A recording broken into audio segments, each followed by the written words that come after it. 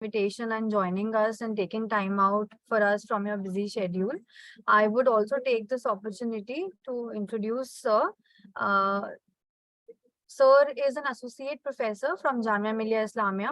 He's from the Department of Architecture, and Sir has very graciously accepted our invitation for this 5 days faculty development program organized by Amity University, Chhattisgarh. In today's session, sir will be taking a lecture on design pedagogy for healthcare architecture. And this lecture will be focusing on hospital design as it is sir's area of expertise. So, sir, we are really looking forward to this lecture. We were, in fact, very excited to hear from you. I have heard nothing but all amazing things about you from your students, and we got a very good recommendation for you, in fact, from one of your students only. So we are really excited, sir, to hear this lecture from you, and we are just waiting to learn from you. I'm sure that all participants will also have many questions and queries regarding this lecture. So we will be taking some questions from the participants at the end of this session. And if you have participants, if you have anything to ask, sir, anything that you want to communicate, you can also write in the chat box while the presentation is going on. And then whenever sir is ready, we can take some questions from you all. So can we begin, sir? Yes, we can begin. Okay. So should I share my screen? Yes, sir, please. You can take over. Is my screen visible? Yes, sir. Yes, sir. So thank you, Nishta, for the introduction. At the very outset, I would like to thank Amity University Chhattisgarh for organizing this faculty development program. And I would also like to thank Dr. Parampreet Kaur, the head of department, and architect Nishta Joshi, the coordinator of this faculty development program. So today's lecture is related to this design pedagogy for healthcare architecture.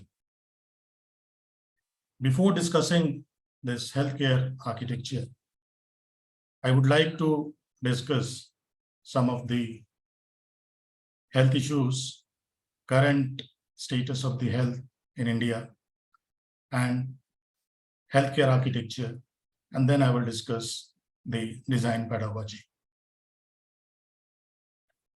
So starting from this, what is health? So as per the World Health Organization definition, health is not merely the absence of disease, but state of complete physical, mental, and social well-being. So this physical thing is very important, and this comes in our domain. And by improving this physical environment, we can improve this mental and social well-being of the people. So this is the health delivery systems in India. We have 3 levels of care. The first and the most at the lower level is the primary care, which provides basic healthcare facilities, and we have sub-centers and primary health centers, that is known as PHCs. And the number in the bracket shows the numbers present in India. The next level is the secondary care. And in the secondary care, we have hospitals equipped with modern diagnostics facilities and treatment options. And in the secondary care, we have CHCs, that is community health centers, subdivisional hospitals, and district hospitals, mobile medical units. Then at the top of this, we have tertiary care. And in the tertiary care, we have hospitals with advanced diagnostic facilities and treatment options. And we have medical colleges, ESI hospitals, urban health posts, and PSU hospitals. So India's healthcare system is complex and multifaceted, providing medical services to the country's population of over 1.3 billion people. And India has a shortage of hospitals, particularly in rural areas, though the shortage is in the urban area also, but the majority of the shortage is in the rural areas, and many existing healthcare facilities lack basic equipment and resources. So this map shows the hospital bed distribution over 10,000 population. So if you see the map, the darkest blue portion, I think the cursor is not visible. Okay, the darkest blue portion is representing this Republic of Korea and Japan. So the highest number of beds per 10,000 population is in the Republic of Korea and Japan. And if we compare this hospital beds per 1,000 population with BRICS nation, that is Brazil, Russia, India, China, then the chart below shows the status of the hospital beds in comparison to the BRICS nation. And India is fairly low.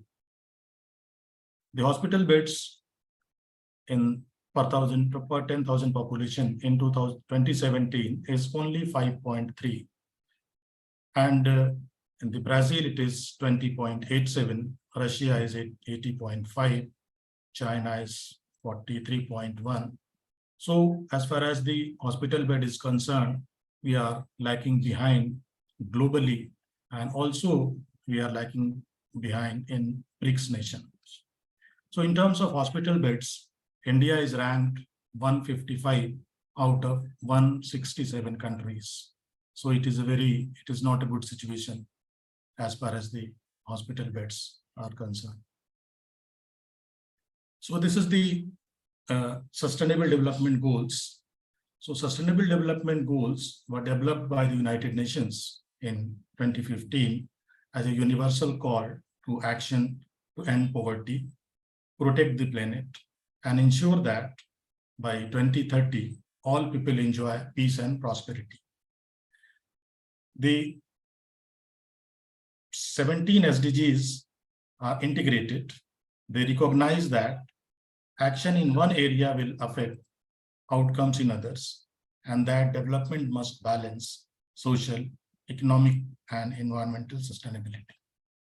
So out of this 17 goals, the SDG goal 3 says, ensure healthy lives and promotes well-being for all at all ages. And there are many targets. I have highlighted just two. The first target is to reduce mortality per 1,000 live births by 2030. So this is the target given by the SDGs for all the nations. And it says the neonatal mortality, that is NMR, should be 12. So first we should try to understand what is this neonatal. We understand this mortality, that is death, and neonatal is the newborn up to age of 28 days of life. So neonatal is only covering 28 days of newborn. Then we have the under 5 mortality, UMR. Under 5 is the age of the child till the 5 years of age. So if we compare the mortality rate of the developed nation with India, so this graph shows the neonatal mortality, infant mortality, that is IMR, and UMR. Infant is, as per this WHO definition, infant is a child up to 1 year of age. So neonatal mortality, neonatal is 28 days of life. Infant mortality or infant is up to 1 year of age, and under 5 is up to 5 years of age. So if you compare all these three mortalities with the developed nation like US and UK, so we can see the neonatal mortality rate is 22, And the target by 2030 is how much? It is 12. So it is quite high. And if you compare this with US and UK, the neonatal mortality rate is for US is 4 and UK is 3. Similarly, the infant mortality for present infant mortality is 31, and the infant mortality of US is 6 and UK is 4. Similarly, the under 5 mortality of India is 34 and 7 for US and UK. So all the mortality rates are quite high, and the neonatal mortality, which is up to 28 days of life, is quite high. It is 22. So if we control this neonatal mortality, we can be able to control the all mortality rates. Because if you see the difference of infant mortality and neonatal mortality, it is 8 or 9, 31 minus 22. So this neonatal mortality is quite high. And because of that, all the mortality rates, that is infant mortality and UMR is quite high. The second target of the SDG 3 is to reduce maternal mortality ratio to less than 70 per 10,000 live births by 2030. And if we compare the maternal mortality with the developed nation like US and UK, again, the India's maternal mortality is 103 in comparison to this. The US is 21 and UK is 24. So all the mortality, like in neonatal mortality, infant mortality, maternal mortality ratio, all are high. So this is the trends in under 5 mortality rate from 1990 to 2019. And the graph shows a significant decrease in the trends in the under 5 mortality rate in India from 1990 to 2019. In 1990, it is around 128 or 127. And in 2019, the under 5 mortality rate is 34. Although there is a decrease, but if we compare with the developed nation, the under 5 mortality rate is quite high.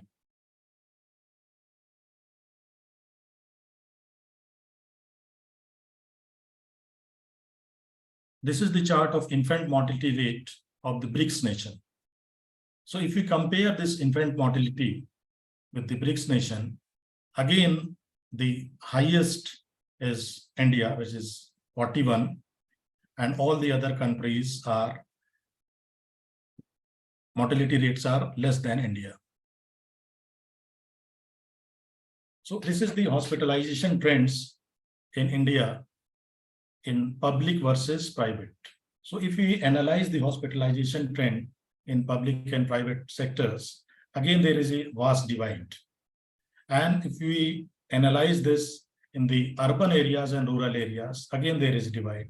So the first on the left-hand side chart shows the rural areas, and in the private sector, the hospitalization trend is 58%, whereas in the public sector, the hospitalization trend is 42%.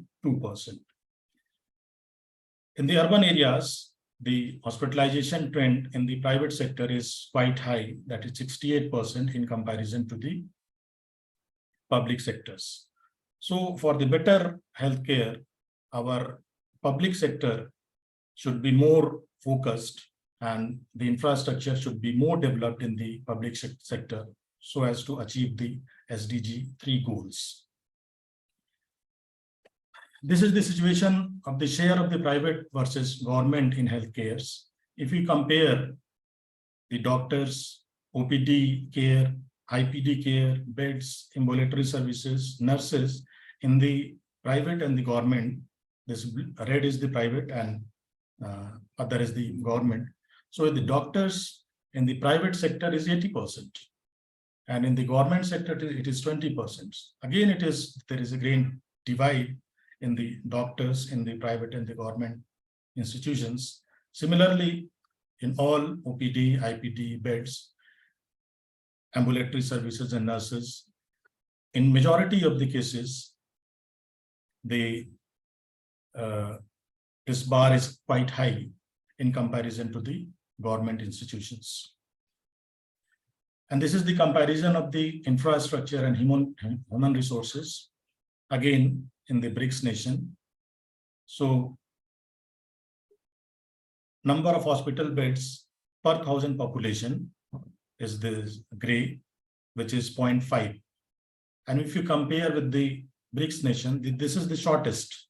Every other country is faring much better than India in comparison to this. So the total number of hospital beds is also less, and total number of physicians per 10,000 population, if you compare with the BRICS nation, the India is also faring quite less. So to solve this problem, government has initiated a lot of healthcare initiatives, and these are the National Health Mission. Again, in the National Health Mission, we have two missions, that is NRHM, National Rural Health Mission, and National Urban Health Mission, that is NURM. Then we have Ayushman Bharat, Pradhan Mantri Jan Arogya Yojana, National Medical Commission, PM National Dialysis Programs, Janani Shishu Suraksha Karyakram, Rashtriya Bal Swasthya Karyakram. So all are the government initiatives to achieve the SDG goal 3 in terms of healthcare. So now we have to understand what is the impact of environment or the built environment on the health. So this is our domain. So environmental factors play an important role in health. This has been said by many research papers, many scientists working in the field. And physical environment alone is not enough to impact, physical environment alone is enough to impact health. Environment can cause illness in a person who has increased genetic risk of a particular disease. This visual shows the physical environment, a factory which is emitting a lot of smoke, lot of emission, which is harming the environment and in turn harming the health of the inhabitants. So these factors include where a person lives and the state of the surrounding environment. So now coming to the hospitals. Hospitals are the most complex building typology. Why it is most complex? Because of the number of stakeholders present in the healthcare industry, because of the building size, because of the use of complex technology, etc., etc. So the hospitals are the most complex building typology, and it is among most expensive building to construct because it has to do a lot of services, and the maintenance and operation is also very costly. Once hospitals are built, it remain in service for decades and are difficult to modify because it is in operation in 24 hours, 7 days. So it is very difficult to modify, and there are chances that there is a need to modify because of the technological advancement. Because technological advancement is very rapid, and if you incorporate any technology, there may be chances that you need to modify your hospitals, and the modification is very difficult. So we think we have to find some ways how to solve this problem. It might be seen as a city in a city where different environmental settings pose different types of users. So the process of planning and designing healthcare facilities involves 3 overlapping stages like other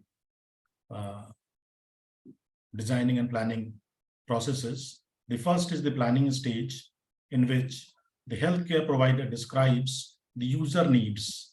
This user needs is very important. Then model of care and clinical program in a functional brief. that summarizes the requirements for a new hospital. Then we have the design stage, in which these requirements are interpreted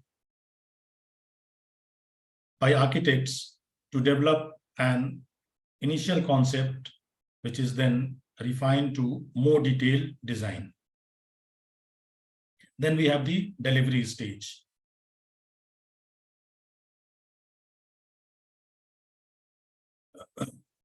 So healthcare built environment has impact on, first of all, it is impacting on the functional efficiency. Then it has also an impact on patient privacy and safety, including hospital infections, because hospital infection is also very important, and built environment has a lot to play in this hospital infection reduction. So the built environment has impact on patient and staff satisfaction.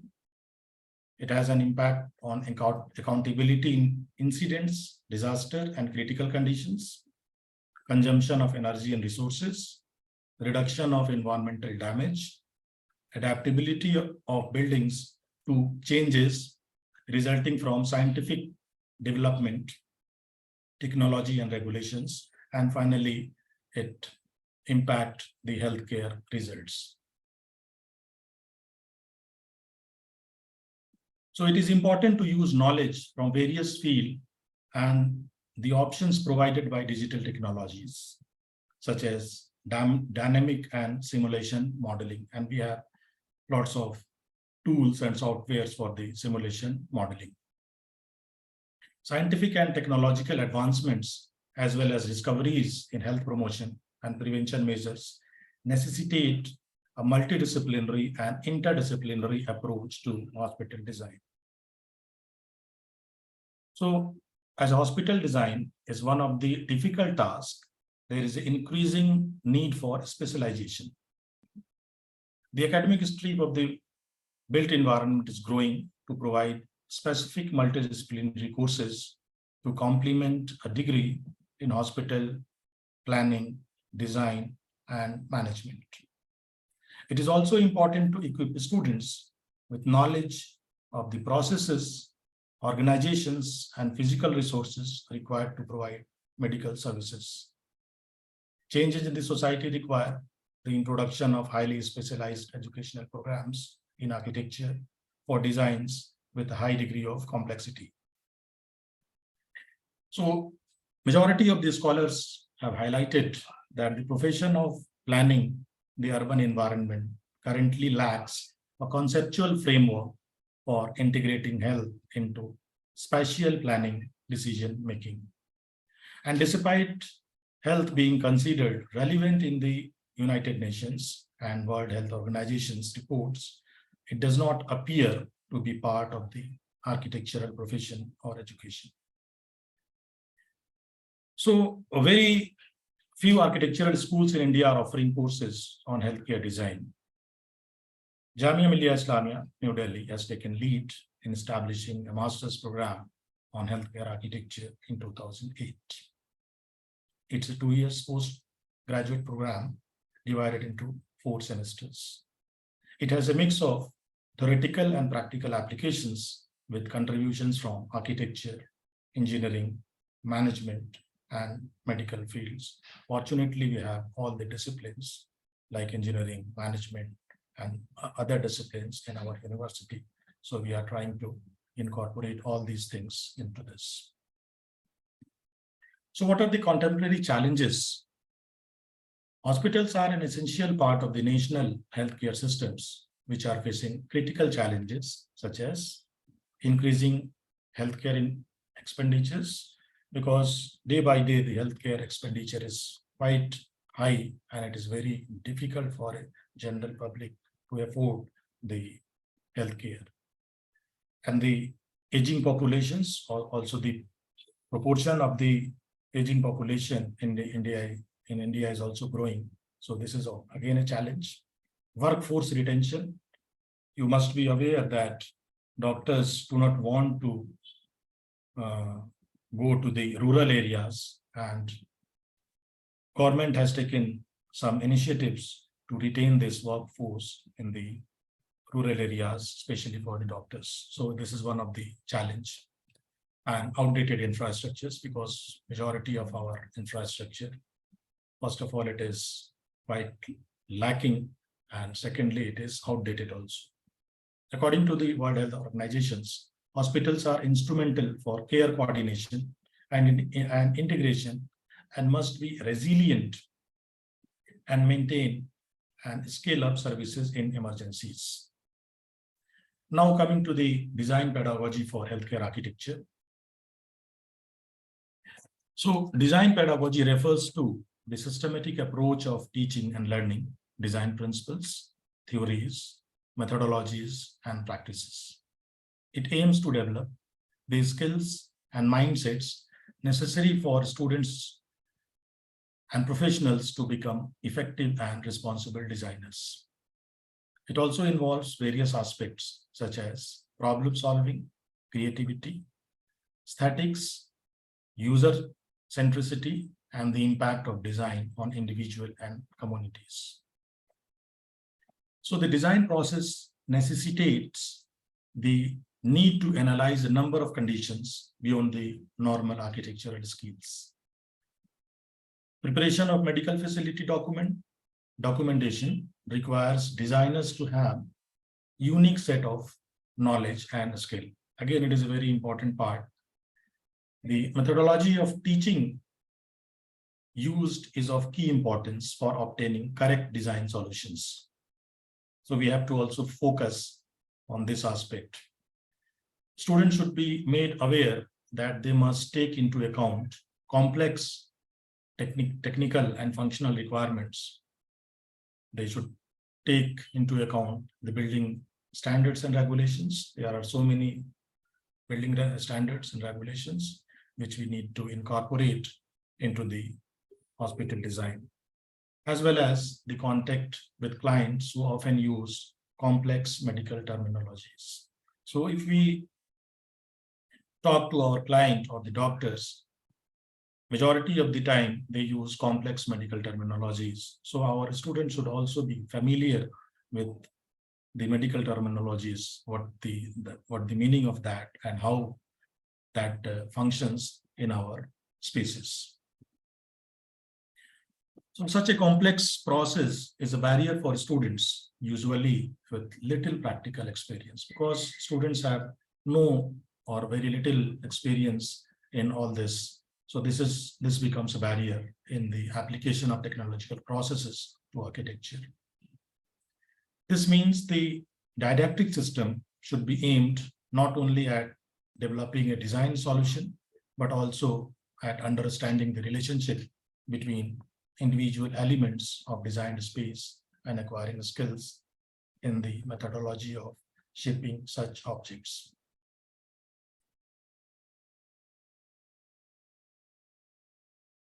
So design pedagogy for healthcare architecture may consist of three models. The first model is embedded studio, where architects with experience in design of medical facilities participate in the classes, and they familiarize the students with ongoing projects. Suppose if someone is working on the hospital projects and he becomes the teacher in the design studios, students will get benefited out of his or her experience. And students observe internal project reviews and other activities. The second model is the internship model. So internship model is very similar to the students of MBBS, where after completion of 4 years, the student do an internship and then the degree is awarded. So similar to the internship in the medical students, architecture students participate in internship, maybe for a small duration at medical facility, to familiarize with the concept, complex technical and social environment in hospitals. After the internship, the student returns to the university to complete a studio exercise on the knowledge they have acquired. And the third model is the evidence-based research studios.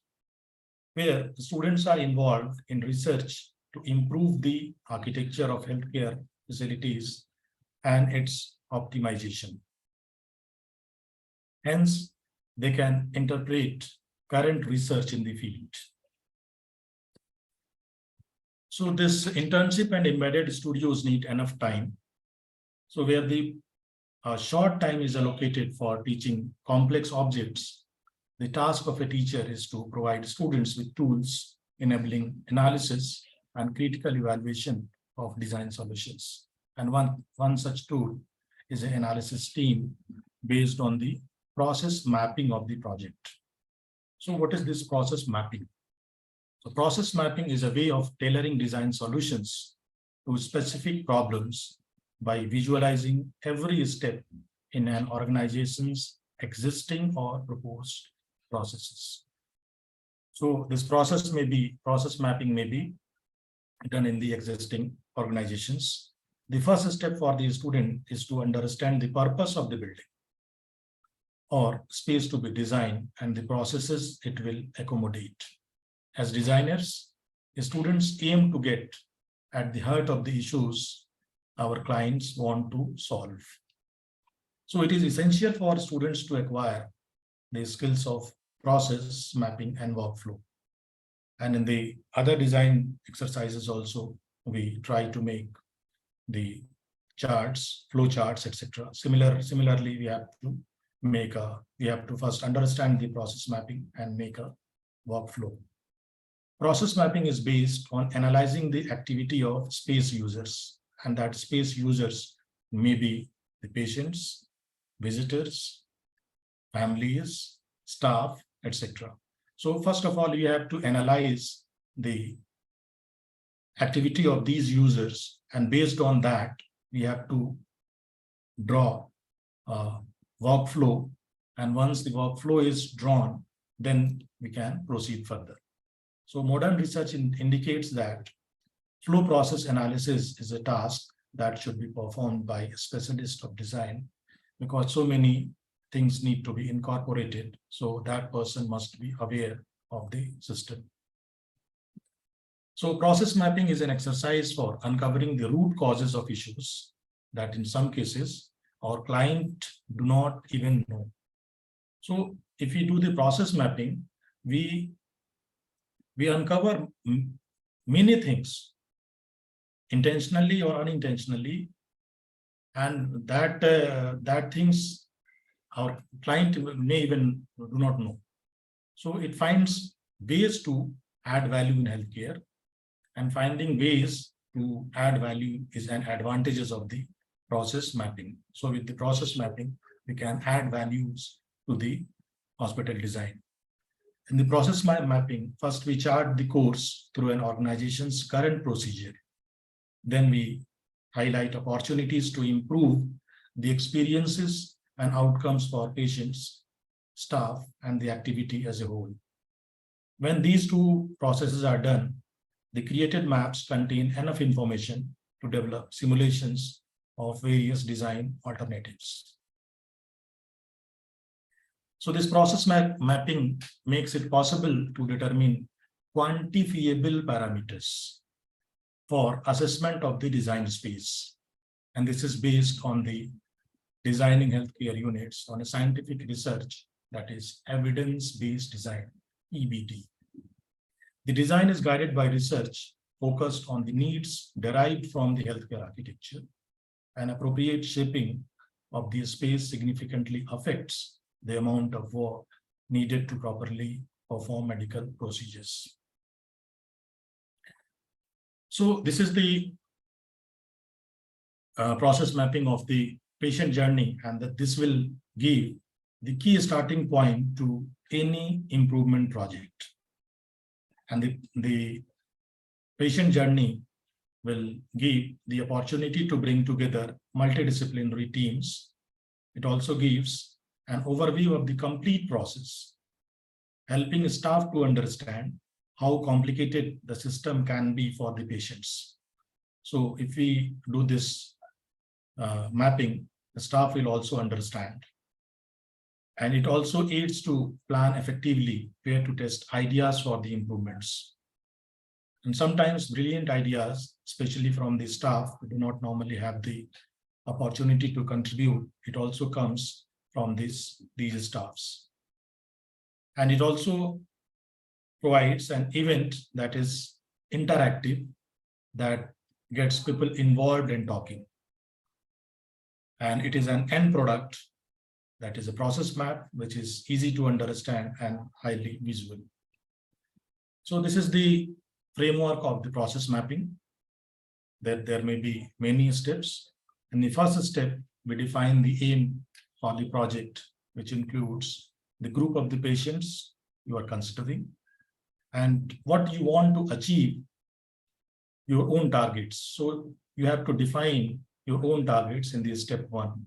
And in step 2, consider how you are going to know if a change is an improvement. So in this, what measures you are going to use and how you are going to report progress to all the interested parties. The third step is to involve the staff in mapping and analyzing the process.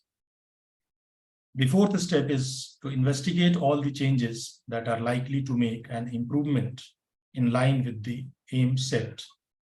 So we can talk to the other healthcare services, organizations, and the patients, look at the other improvement leaders' guides. And fifth step is to test out the change ideas to see if they actually do make improvements.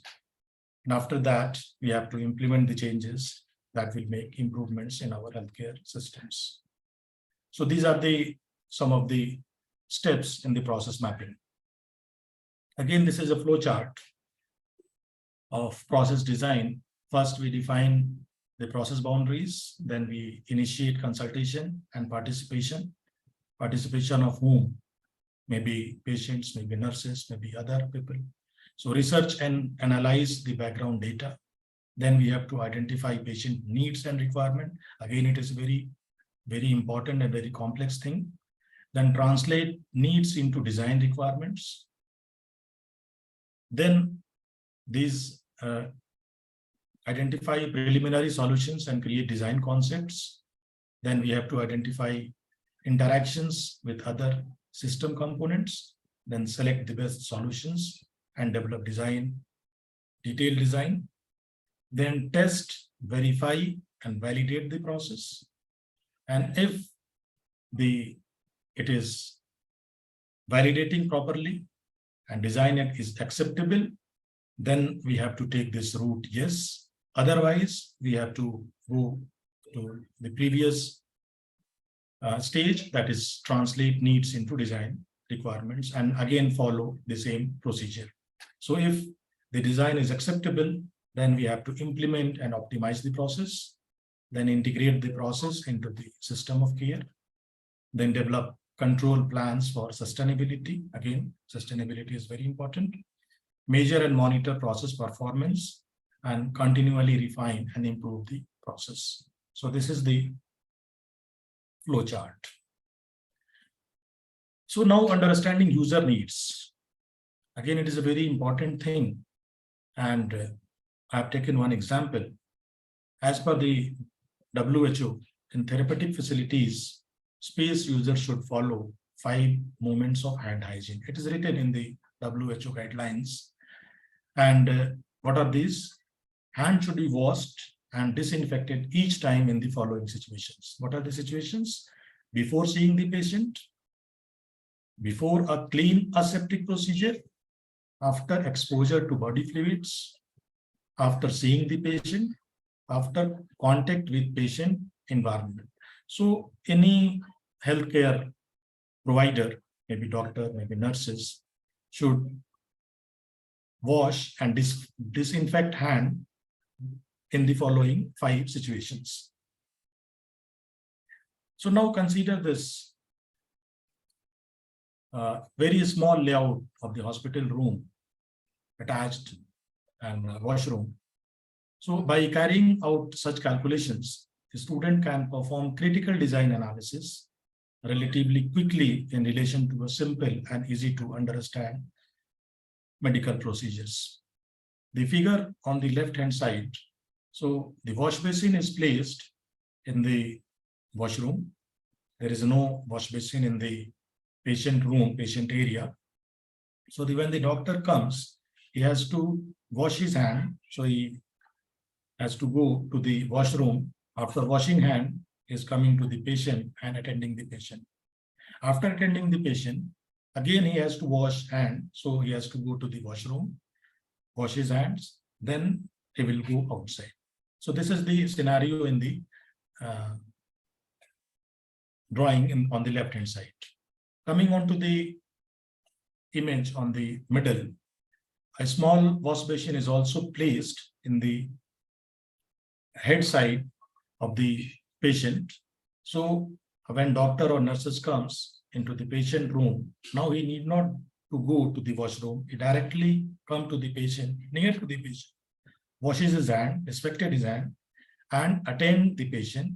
And after attending the patient, again he is washing the hand, disinfecting his hands at the facilities provided near the patient, and again going outside. So it is decreasing some amount of trouble and time. In the third example, the location of the sink is right at the entrance. So this improves the visibility. Every time when nurses and doctors enters, it is clearly visible, and it encourages to wash and disinfect hands before seeing and after seeing the patient. So with this small analysis, the student can learn the user needs and how and where to place what. So the importance of design pedagogy can be understood through the following points, like enhancing healing environments, patient-centered care. Again, this patient-centered care is very important. Sometimes there is a term called family-centered care. Sometimes if you are planning for especially pediatric facilities, so then the term is the child-centered care. So there are many terms associated with this. Then we have the safety and efficiency. Again, it is very important. Flexibility and adaptability. Then evidence-based design, integration of technology, because technology is advancing very fast. Sustainability and environmental impact, cost effectiveness, and regulation compliance. So with this, we can clearly understand the design pedagogy. So now coming one by one, the enhancing healing environments. So many research showed that the healing environment in a healthcare facility would create a positive experience and help patients deal with the pressure of illness. So if you create a good healing environment, the pressure of illness will get reduced. So healing environment positively impact patient well-being and can influence patient experiences. It also reduces the cost by reducing length of the stay. So if the patient is happy, if the patient is satisfied with the built environment, the recovery will be faster. And if the recovery is faster, the length of stay in a hospital will get reduced. And again, it will affect the cost of the treatment.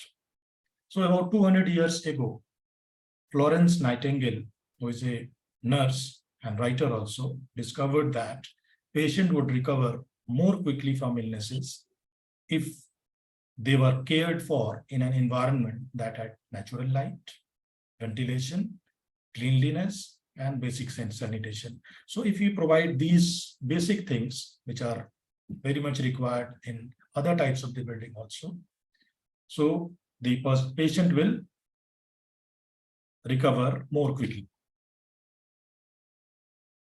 So the environmental performance can be enhanced definitely with the site selection.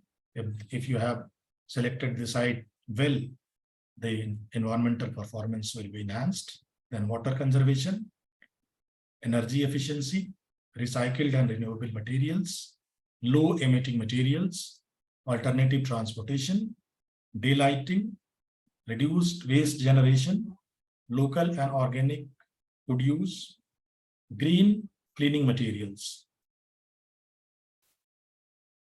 Now coming to the patient-centered care, it is an approach that revolves around the needs and preferences of the patient.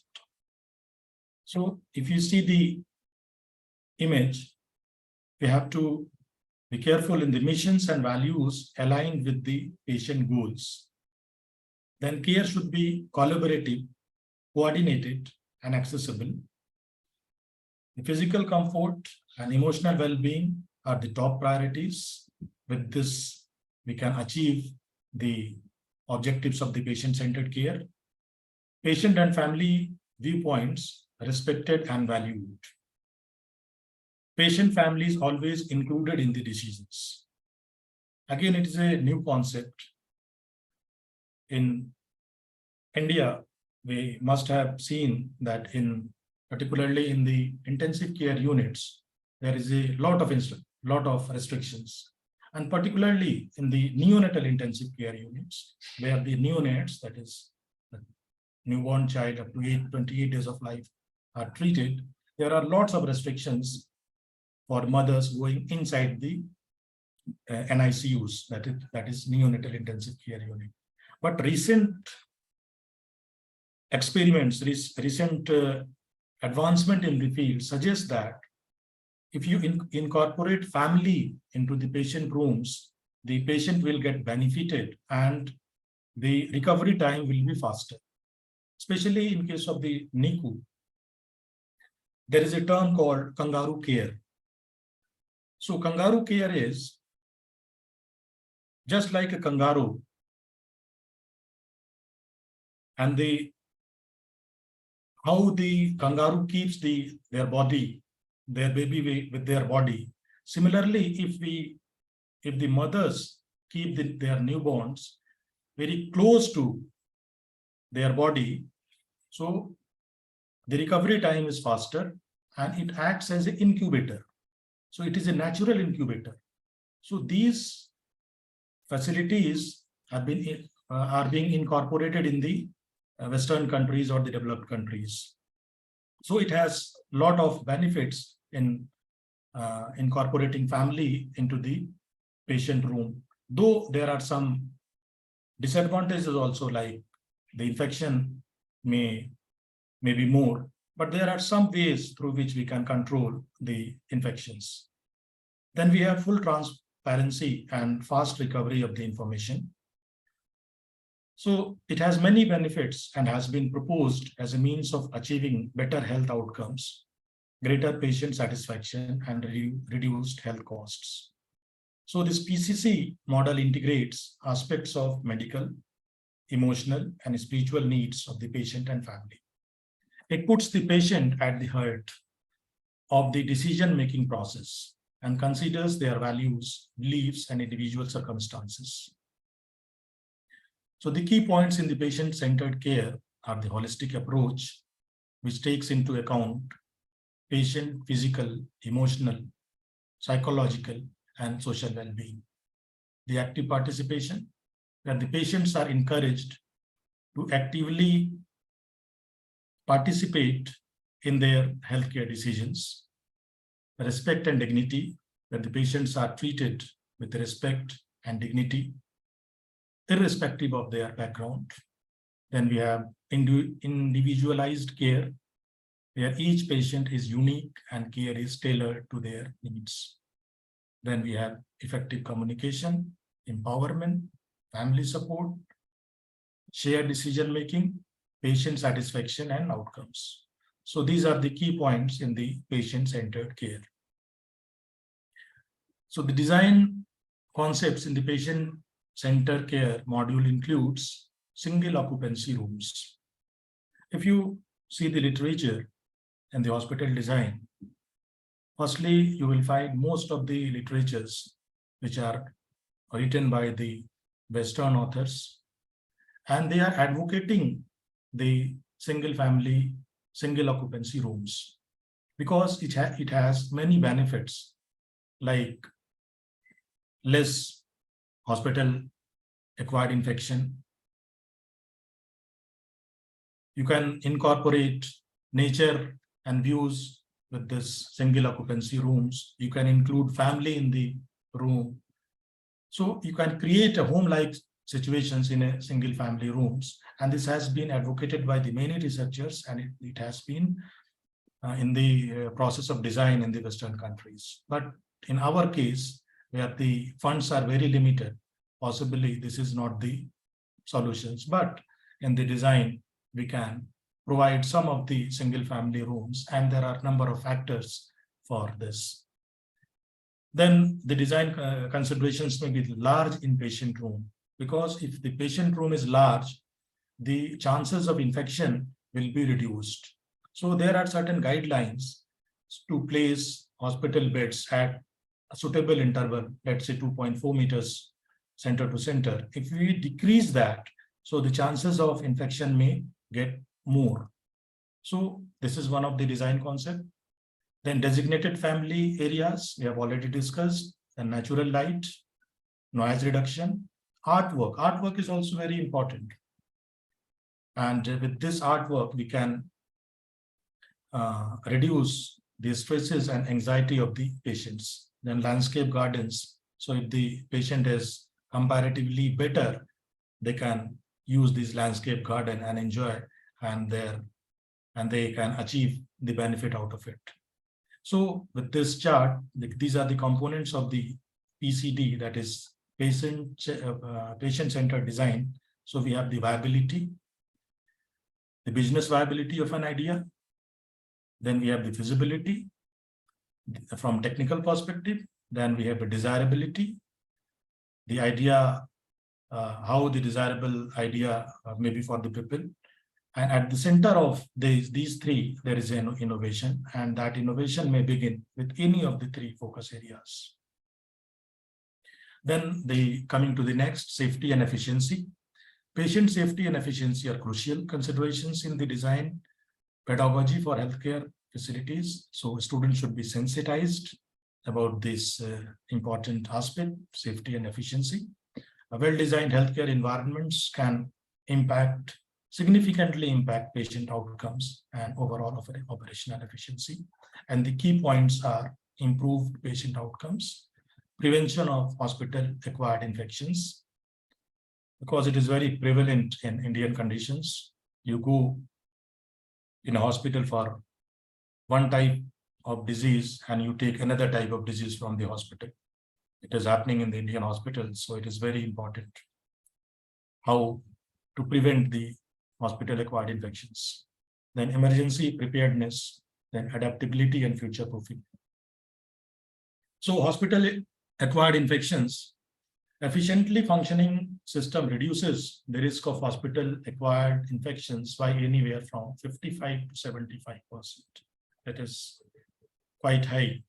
If we design our healthcare infrastructure in a right way, with the hospital-acquired infections can be reduced significantly. The use of architecture to ensure safety to the users of the healthcare facility is dependent on, there are three factors, external factors, which are the quality of the water, air, natural lighting and acoustics, the correctness of the solution of the spatial layouts, the quality of choice of the equipment and the finishing materials. Again, it is very, very important. The last two means the correctness of the solution of the spatial layouts, which is our domain, and the equipment and the finishing materials. We can say this finishing material, selection of the finishing material is totally in our domain. So these two aspects play a very important role in the process of minimizing hospital-acquired infections. So studies revealed a wide range of possible means of infecting the body with pathogens, that is, factors resulting in illness. Literature points to several main means of transferring microorganisms, among which the contact and direct method plays an important role. So transferring pathogens via how the transfer of the pathogens may be from person to person and from person to object contact, and the indirect contact in which an indirect carrier, that is an element of medical equipment, is present between the source of the infection and the infected person.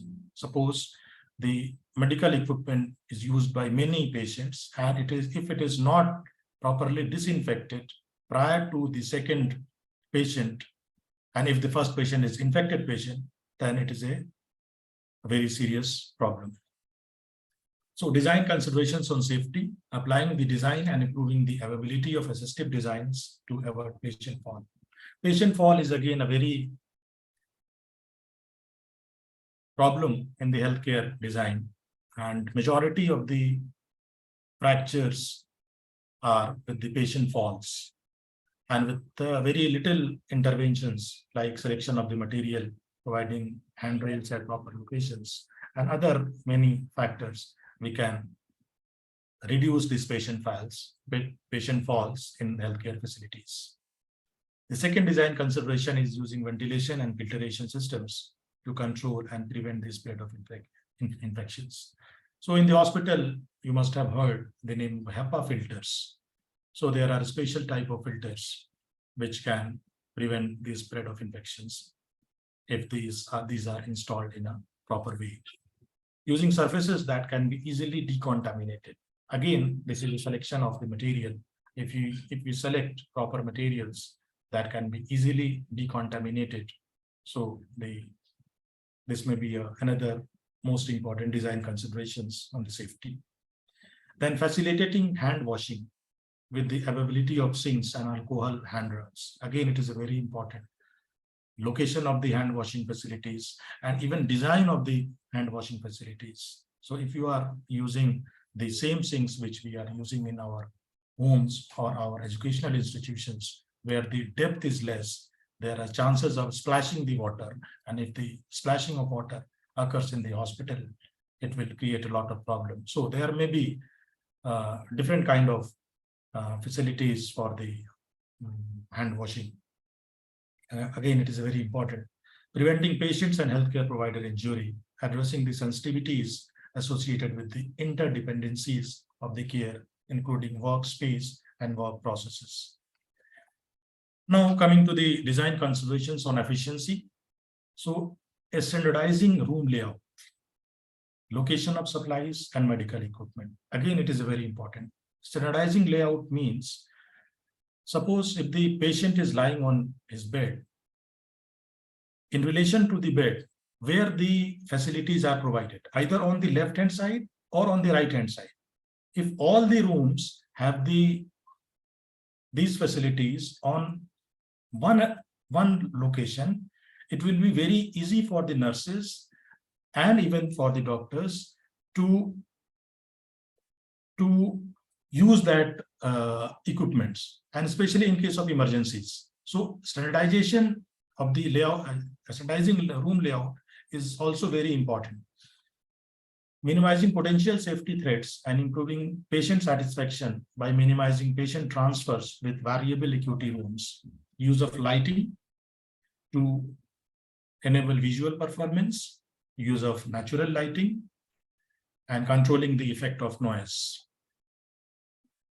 So now coming to the flexibility and adaptability. While buildings are fixed in place for decades, machines and technology are not. So it should also be, our building should also be flexible. A building lifespan can span decades. So while current research is critical, it is also critical to incorporate architectural ideas that can help future medicine and healthcare. So if any technological development comes in the field of healthcare, and there is a need to incorporate that technology into the already existing building, so that building should be flexible and it is ready to adapt. For that, in architectural terms, we can say the proper grid planning, how the grids are planned, how the walls have been erected, what materials have been taken.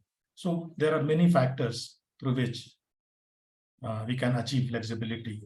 One may be there should not be any dead-end corridors. If the corridor is open, we can extend another block and easily connect with the corridors. So there are many factors. Considering the unknowable future of the healthcare, the new hospital design incorporate a design of flexibility into patient room layouts and unit floor plans. This would enable the facility to adapt as healthcare delivery changes, stay on top of trends, and prevent expensive renovation and reconstruction in the future.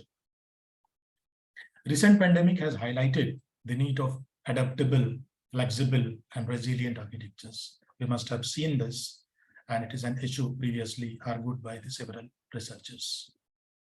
The project team are responsible for integrating the mission and vision into the built environment as they construct a facility that will serve the organization throughout building's lifespan.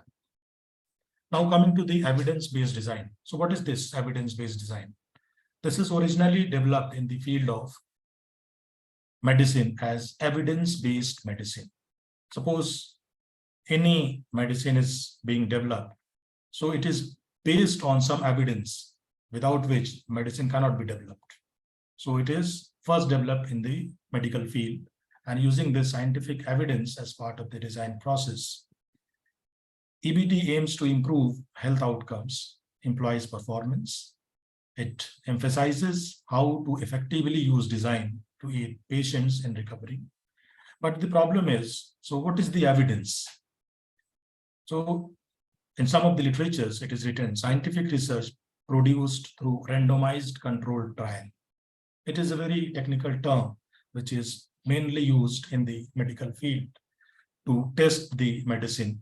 And many papers have been published on this. In our domain, this may be evidence from the practice and experimental evidence from the practitioners. So this may be treated as evidence. So evidence-based design is a process of basing decisions about the built environment on credible research to achieve the best possible outcomes. Evidence-based design of hospital could significantly improve patient safety and make patient, staff, and family improvements healthier. EBD aims to improve the health services by making design decisions based on evidence and adding a focus on health outcomes into the design process. EBD can improve operational efficiency and foster innovation within healthcare built environments, both of which have an impact on the patient and other user health outcomes. So, evidence-based design builds patient rooms using accurate data from reliable studies. It is very, very important, because if the data is not accurate, everything will not be accurate. So, and it helps in improving lighting, air quality, reducing noise, wayfinding, walking distance, promoting hand cleanliness, including nature, accompanying family needs. On these parameters, we can have some research, and the findings of the research may be utilized in the evidence-based design. So these are the design variables for the evidence-based design. Broadly, it has audio environment, like environmental surface finishes, equipment noise. We have to also control this noise, otherwise it will create a stress. We have to provide some acoustical walls, especially in the CT scan areas, MRI areas, where the noise is too much. Visual environment, safety enhancement, wayfinding systems, sustainability, patient rooms, again, the single versus multi-bed patients room, private versus shared toilets, again, this is the source of infection. Hard wall partitions versus curtain walls, again, it is going to contribute in the flexibility of the healthcare facilities.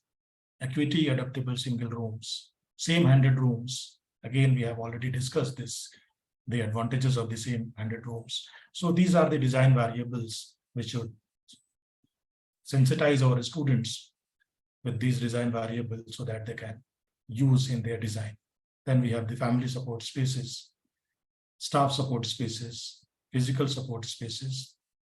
So there are lots of design variables which can affect the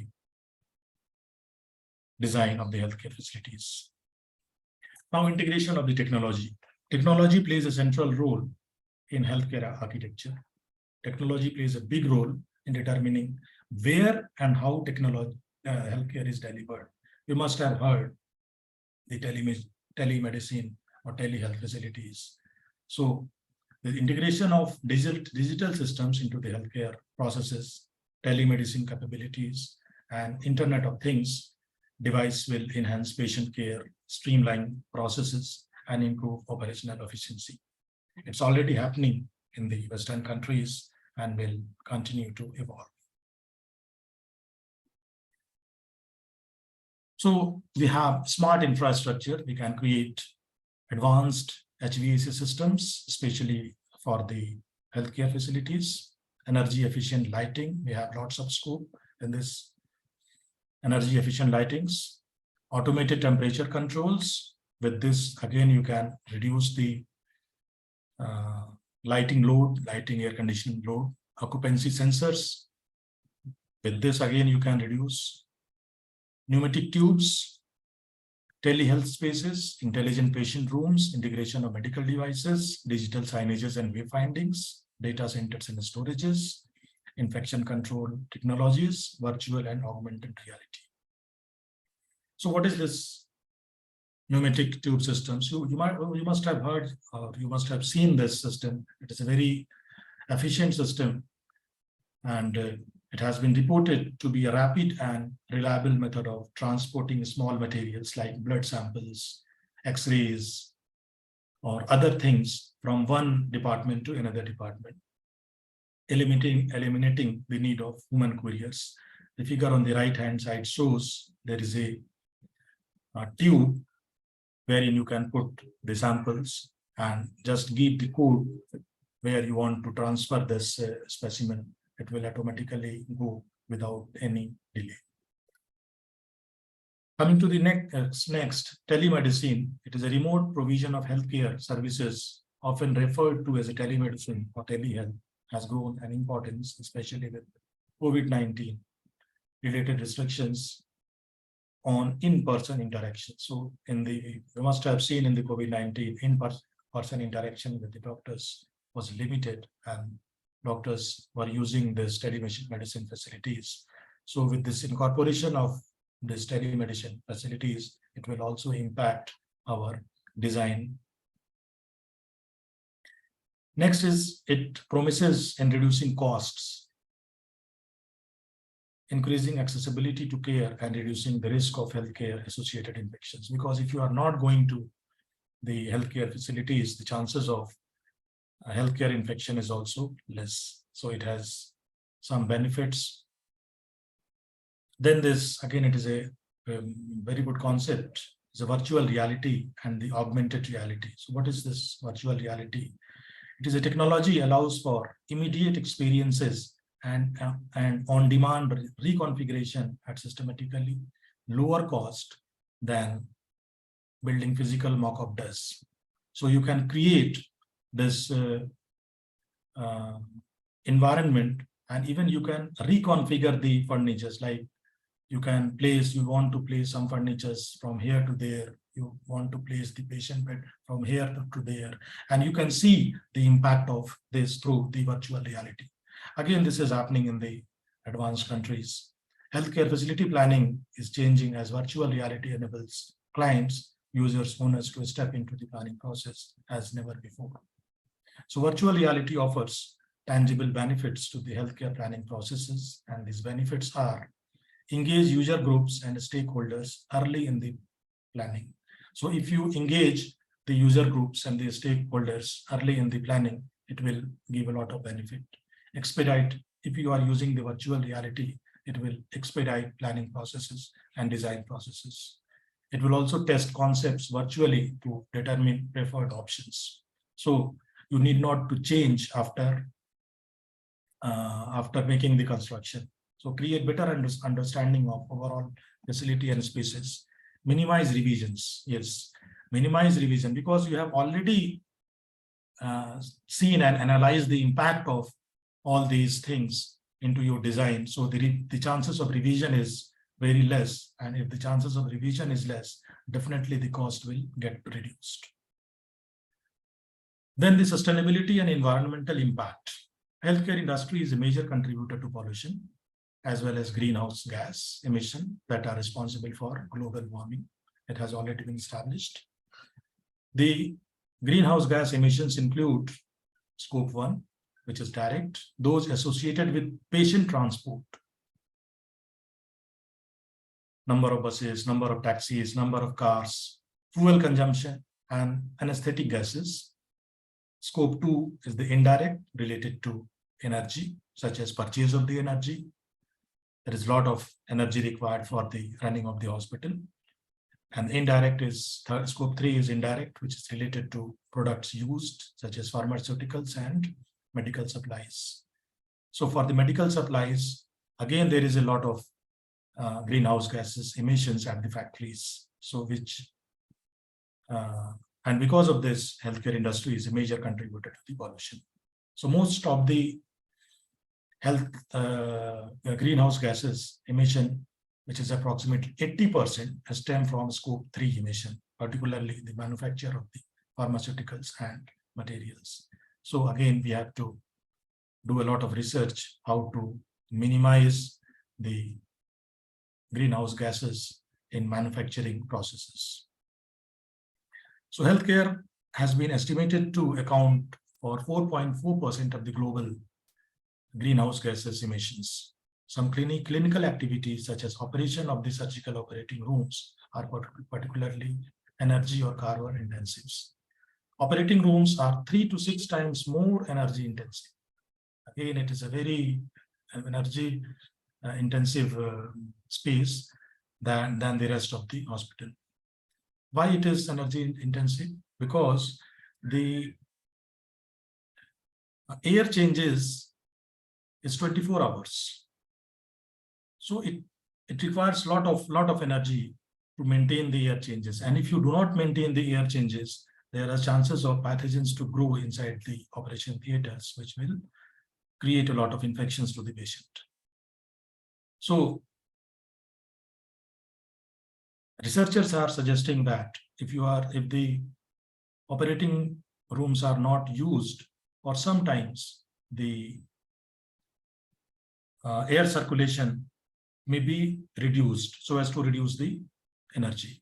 Planning of healthcare facilities needs more attention to balancing healthcare specific needs, such as infection control, sterilization of equipments. Again, it is very important, and it is a source of infection, with energy efficient designs.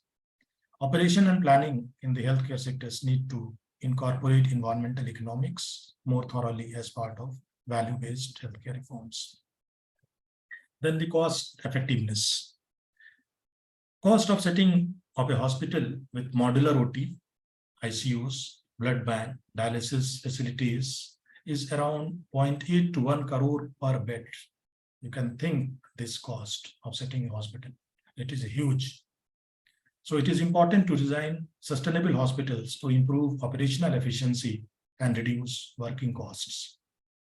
High quality patient care can be ensured by use of energy efficient equipment for electrical and air conditioning.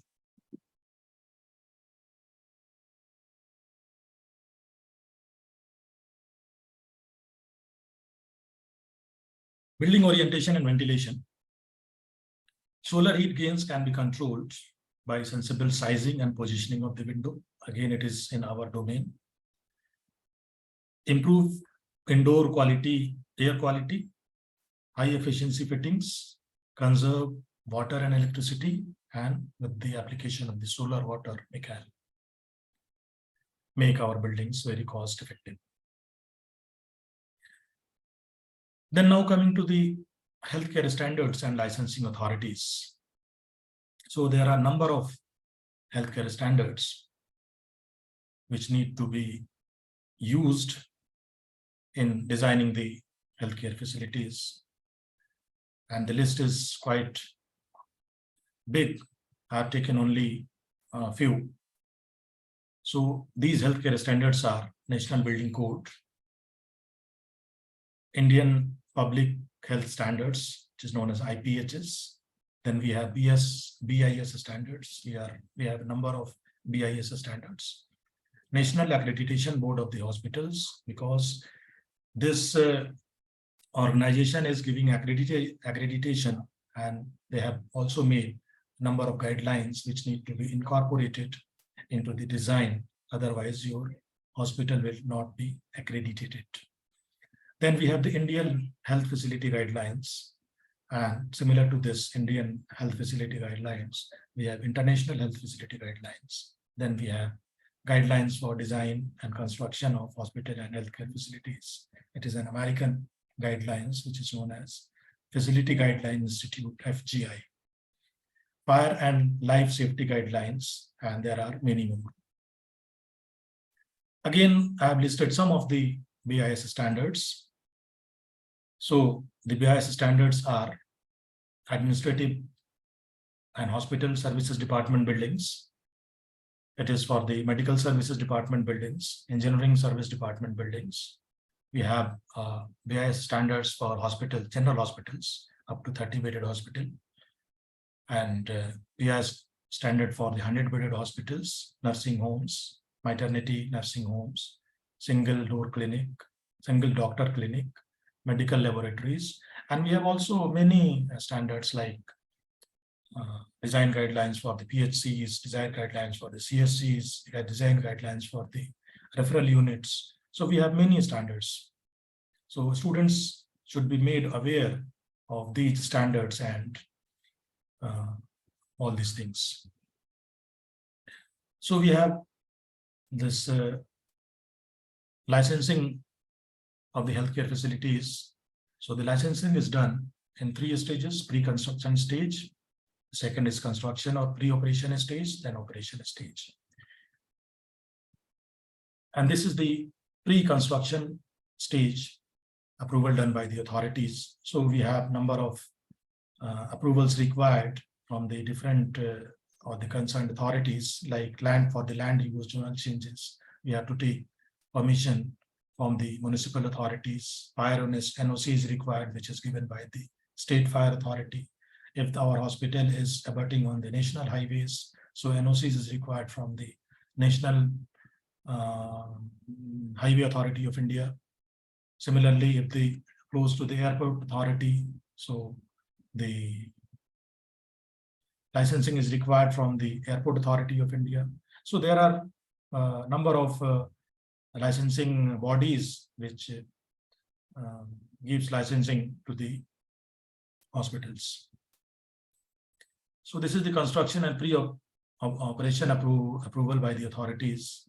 Like in the construction stage, when the construction is going on, so labor license for employing contract and or immigrant laborers. This is issued by the Labor Commissioner. Electrical temporary power connection. This is issued by the Chief Electrical Inspector, Government of India, or the State Electricity Board. And in the pre-operation stage, we have labor license for employing contract or migrant laborers, and so on. For the like blood banks, this licensing is done by the drug control. Pharmacy drug license, again, it is given by the drug control. So we have lots of authorities, and a student should at least be aware about these authorities, if not in detail. So this is the operation of approvals by authorities at operation stage. So fire and rescue license for the premises, again, it is issued by the state fire department. Like air pollution, state pollution control board. Water pollution, again, state control board. Radiation approval for the X-ray, fluoroscopy, cath lab, because it is also very important. If it is not done properly, it will create a lot of harm. It is done by the BARC, which is Bhabha Atomic Research Center. So, and I have listed only the list of these which are related to our discipline. So there are many approval required for the hospitals or the healthcare facilities, and a student should fair knowledge about this. Then the collaboration. So why the collaboration is required? So need for the collaboration between the different fields. So collaboration between different fields, experts in healthcare design is crucial for several reasons. The first reason is comprehensive understanding of user needs. So by involving experts from diverse fields such as medicine, nursing, psychology, and human factors engineering, design can gain a comprehensive understanding of user needs and preferences. Then the holistic approach for problem solving, innovation, and creativity. Then ensuring safety and compliance, just collaboration among experts ensures that the design meets all necessary guidelines and requirements before it, because if you are not collaborating with the other fields experts, there are chances that you have missed some of the guidelines in your design. So it is also very important. Efficient resource allocation and continuous improvement.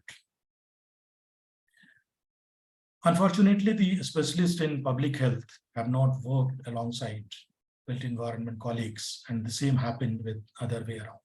Therefore, the need of the workforce development initiative to share learning and reflection between the two professional sectors and agendas emerges.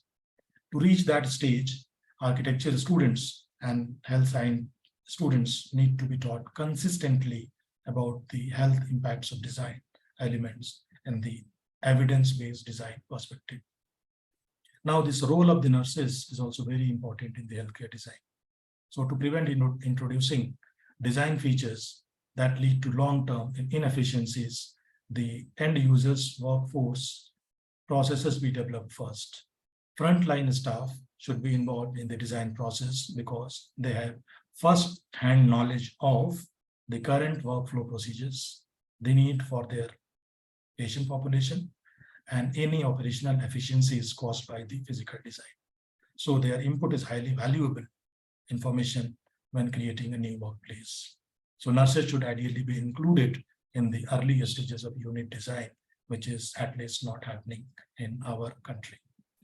Nurses might not understand design concepts, making interactions between disciplines prone to misunderstanding and dissatisfaction. This is one of the problem because they do not understand the 2D designs.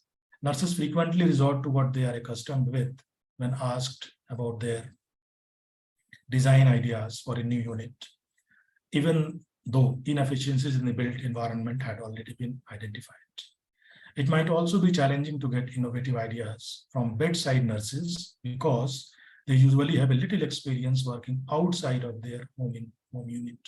So nurse is working in a particular unit, so she doesn't think beyond that. So obstacles prohibiting nurses from practicing in design process is nurses' apprehension to innovative change. So in the practice domain, we have a limited number of architects who have educational background in healthcare.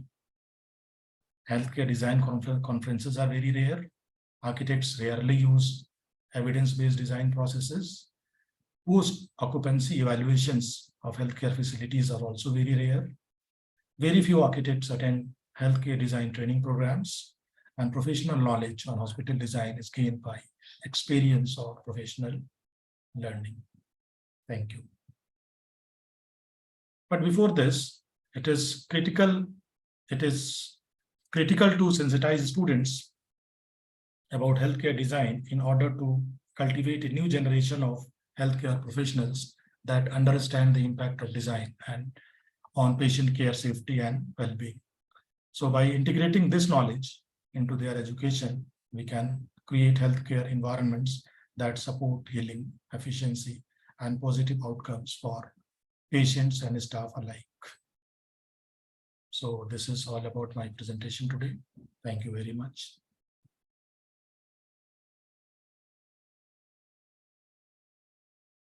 Nishta.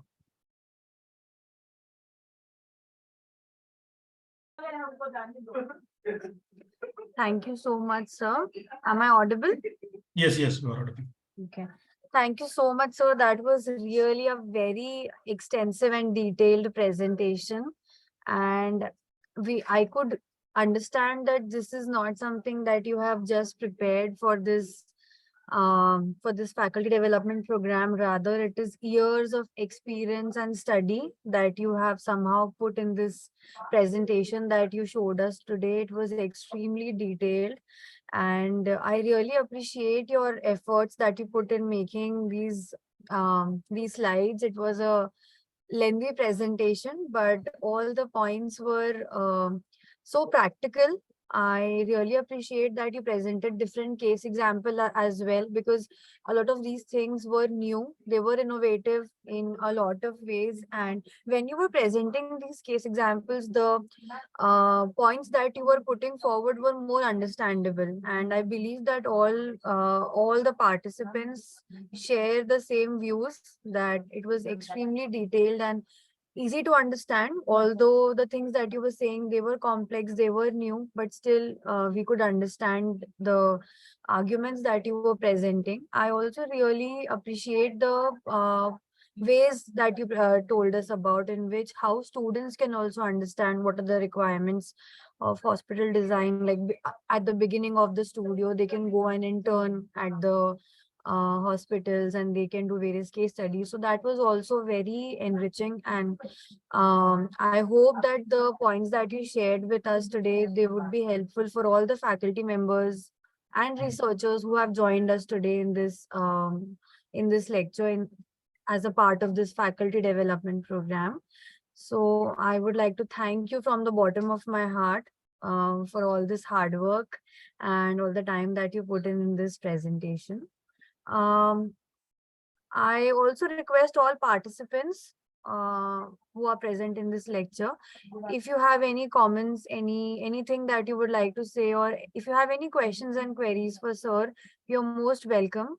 Please unmute yourselves. We would also highly appreciate if you can switch your cameras on and you can talk to sir.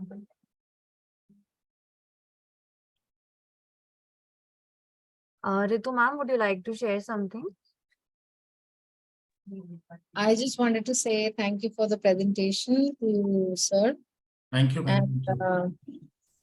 And one query was there, like especially in case of healthcare in India, we are still lagging behind in terms of the design understanding and design innovations.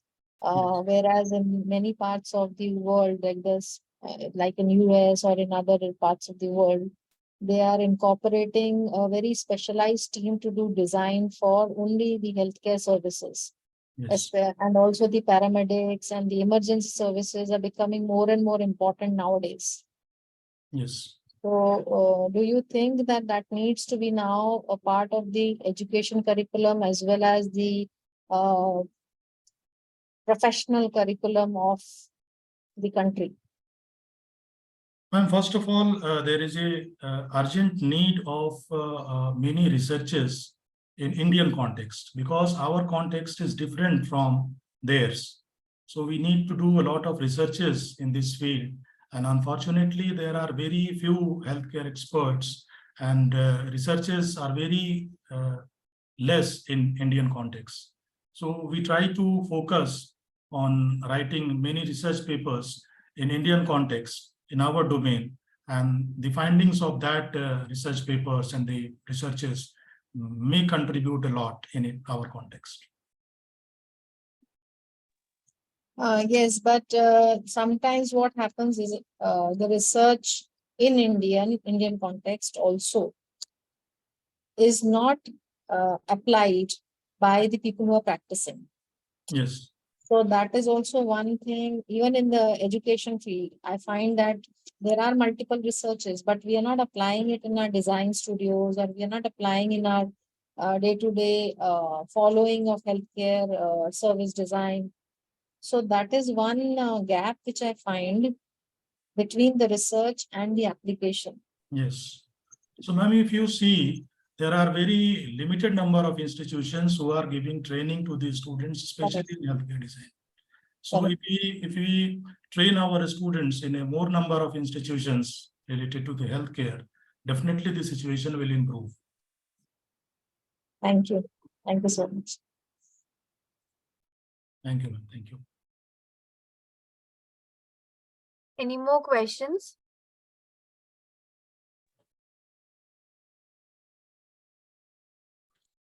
Hi, sir. Am I Yes, sir. audible?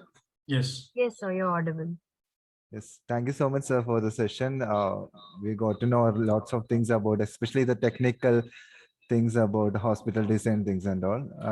I have a query regarding, do you have any suggestions to for the reference part while we designing hospital, the hospital building? Is there any textbook kind of things or a good? There are Oh, limited number of textbooks available.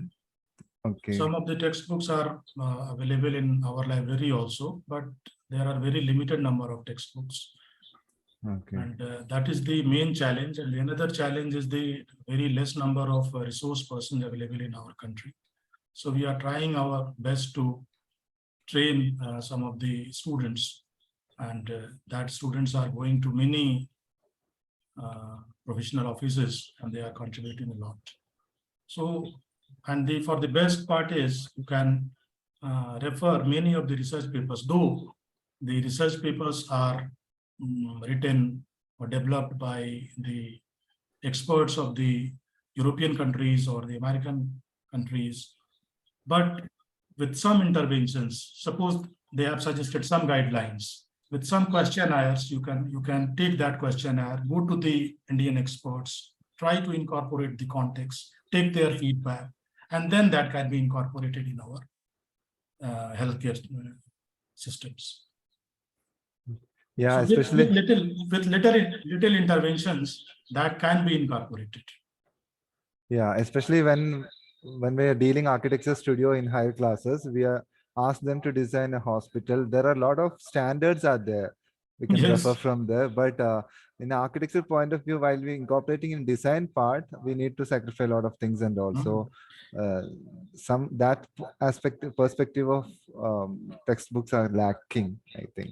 Yes, and there are very limited number of textbooks, more number of standards and licensing authorities, and the terminology wise, there is a lot of terminologies. Like you can say eclampsia room. Yeah. Most of the people who are not in this profession do not know what is the eclampsia room. So first, they have to understand what is the eclampsia room, what are the instrument placed, what are the furniture placed in the eclampsia room, what are the. So we need to understand the terminology first, and that's why it takes a lot of time. So if we train our students, that will be quite beneficial. Yes, especially when I did as a part of our design studio in post graduations, there is a hospital design problem for us, and we had the uh, client meeting with the real people who are dealing with the service partners. Like, so when we are designing a duct AHU things and all, when we are discussing with the people, they're saying like this is not enough. As per standard, this might be okay, but as per the reality, this Yes. AHU is not enough for them. So we are solving the service part itself taking a lot of time when we are doing the real life practices and all. So as you said, there is a scope for more research field in healthcare. And collaboration is also required. Collaboration Exactly. from the different fields, experts. Exactly. Thank you so much, sir. Thank you. Any more questions?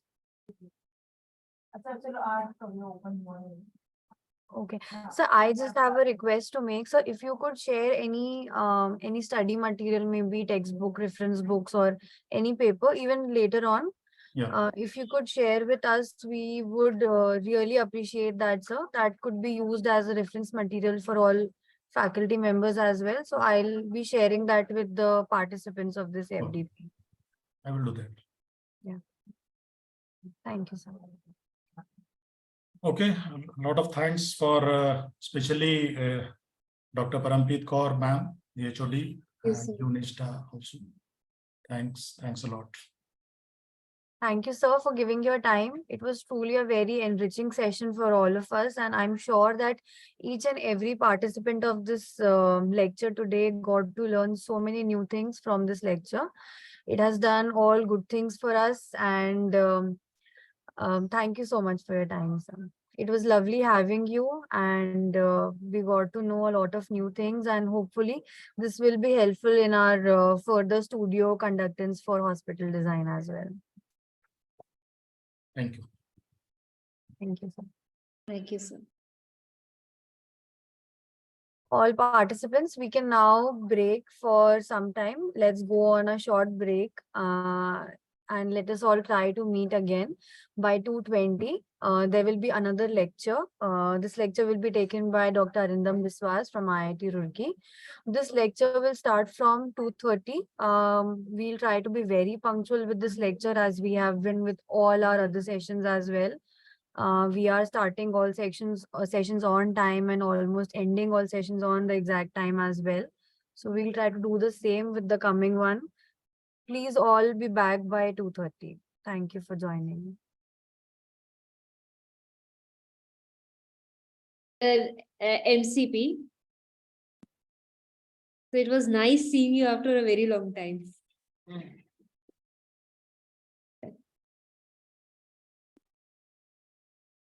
So how is the development program going on?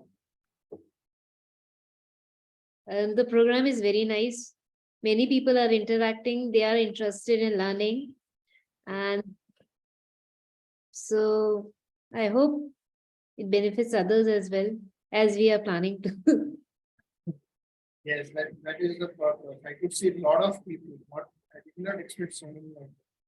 I hope, Actually, there are 45 registrations. Some might be joining a little bit late because it's actually college timing now. So, and this is for FDP, for faculty only. So I think that's the thing. Though we have the recording at the same time, it is live on YouTube. So we can always get back to that and see what we have discussed. good. I hope my presentation will be valuable. Yeah. Am I audible clearly? Because we have very heavy showers going on for the past 1 hour. Our ground floor of the department. You are, I can hear you properly. Is there any disturbance, Nishtha, at your end? Yes, ma'am. Ma'am, last time sir was speaking, it was very clear, but in between, the voice is breaking a bit. Okay. So the voice is breaking, probably the network problem. Yes. Anybody else has the same issue? Any participant can tell us from their end if that's the issue.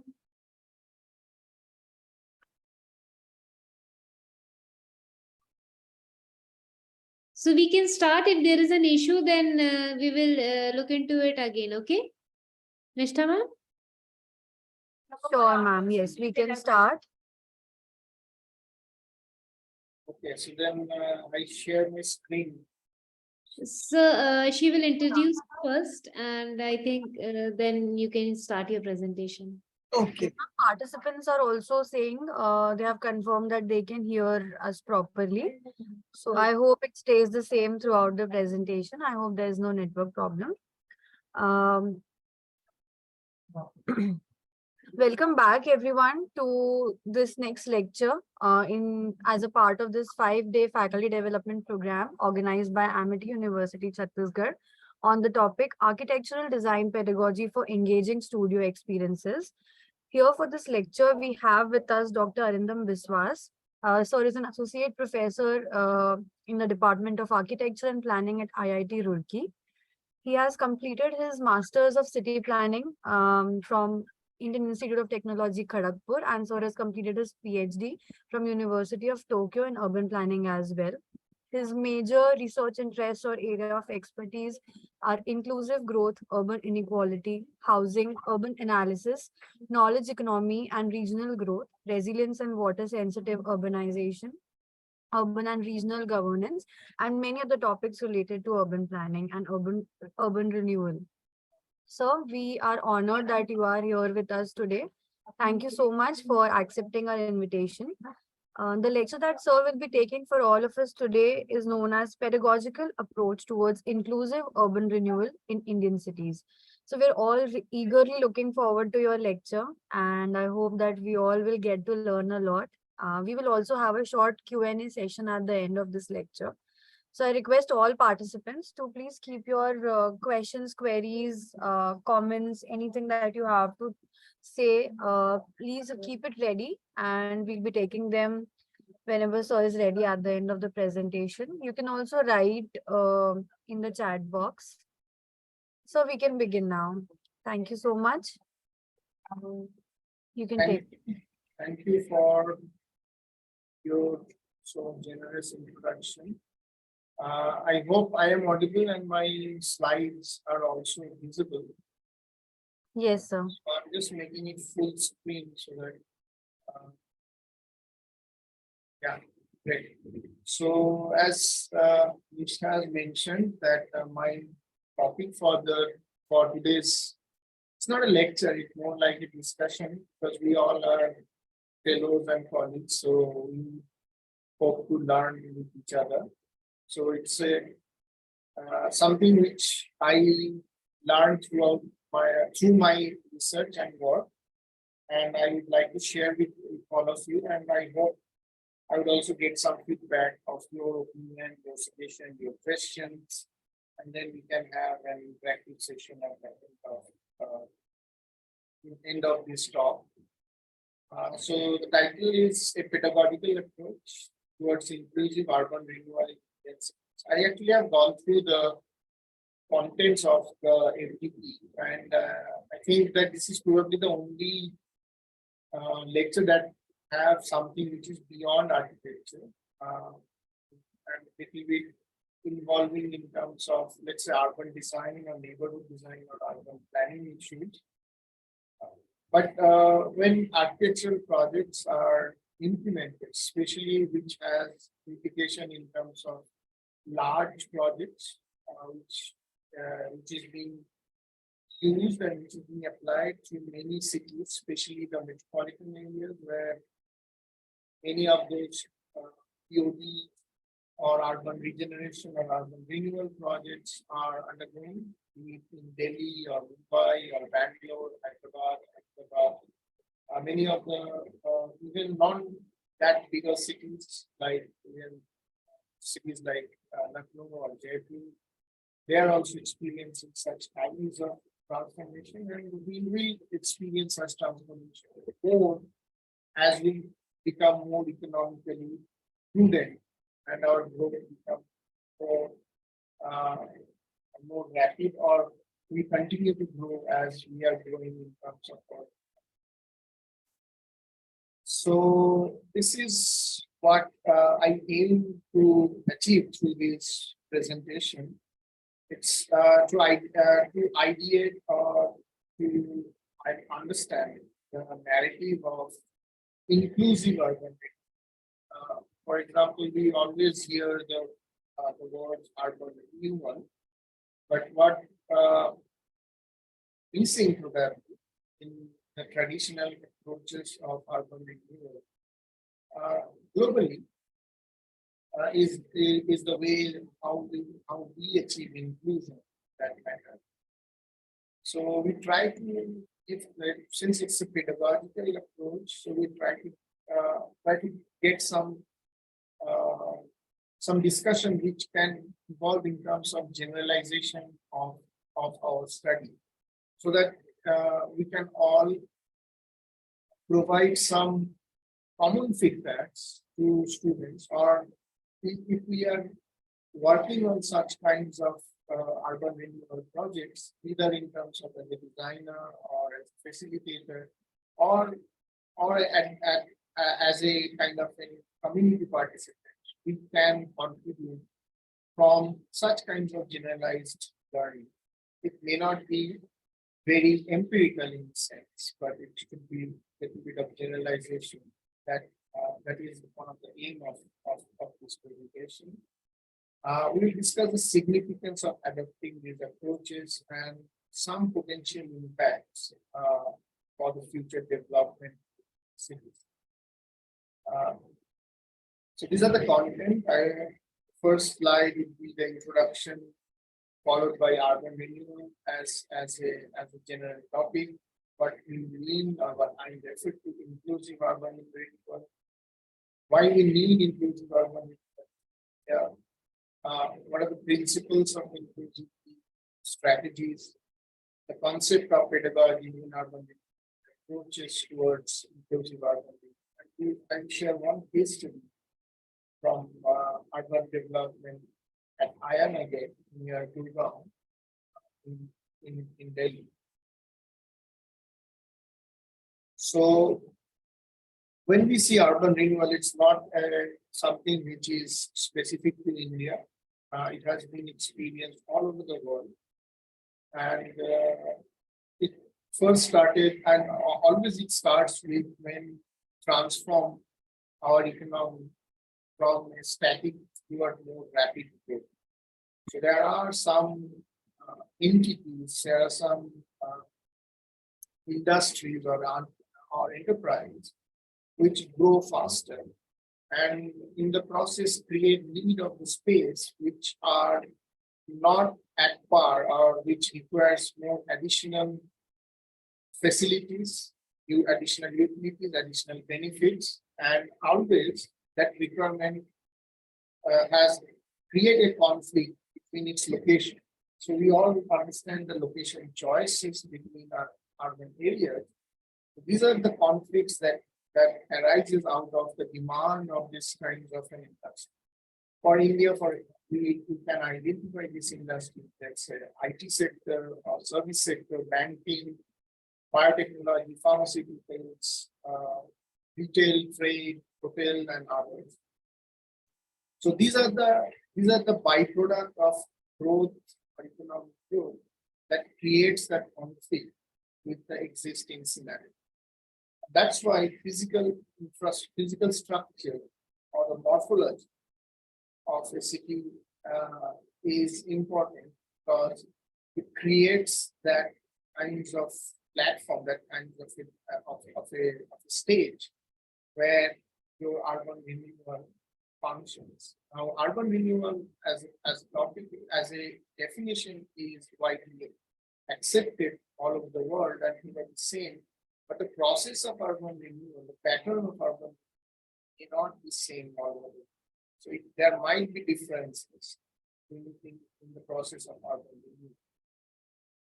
renewal. So urban fabric, the morphology is important. The economic forces, the more rapid growth, the erraticness between sectors and between different categories of community, the more erratic the process, or the more inclined the process, the more rapid kinds of this kind of renewal takes place. It also happens because of the involvement of new liberal policies in the world, be it the developed country or the developing economy. We are trying to focus more, or trying to shift our policies, be it economic or housing or urban policies, try to involve more in new liberal forces, privatizations, and less state intervention. Such kinds of transformation will only amplify due to those policy shifts. But there will always be someone who will be as a respondent, as someone who receive all the outcome of all this. And those are the people who, in the end, either benefits or suffer. So there are only two options: either you benefit out of this policy or you suffer. And sometimes these social forces creates those kinds of urban conflict. There are many authors who has spoken about in the 30s and 40s, when Europe, let's say, immediately after the Second World War, and 60s, went through urban transformation. And even there, a lot of the things that we are seeing all across our country was almost similar. The process that has happened. So movement like the right to cities or Jane Jacobs movement, that always came from those kinds of inequality in our urban development. So this is what the core context of urban renewal that actually defines what urban renewal as it is. So in nutshell, if we can define urban renewal is this is the transformation of an urban area which is going through some kinds of environmental which needs improvement in terms of environment and infrastructure, and which also needs enhancement in terms of living standards or quality of living for its social and economic and accessibility services. Some of these areas which are chosen for urban renewal, they require some kinds of improvement in economic conditions in terms of and also in terms of environmental and sustainability.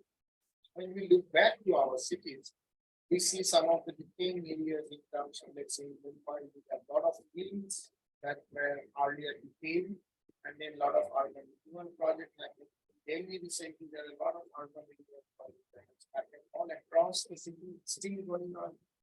Many of the informal settlements that are being taken as an urban renewal.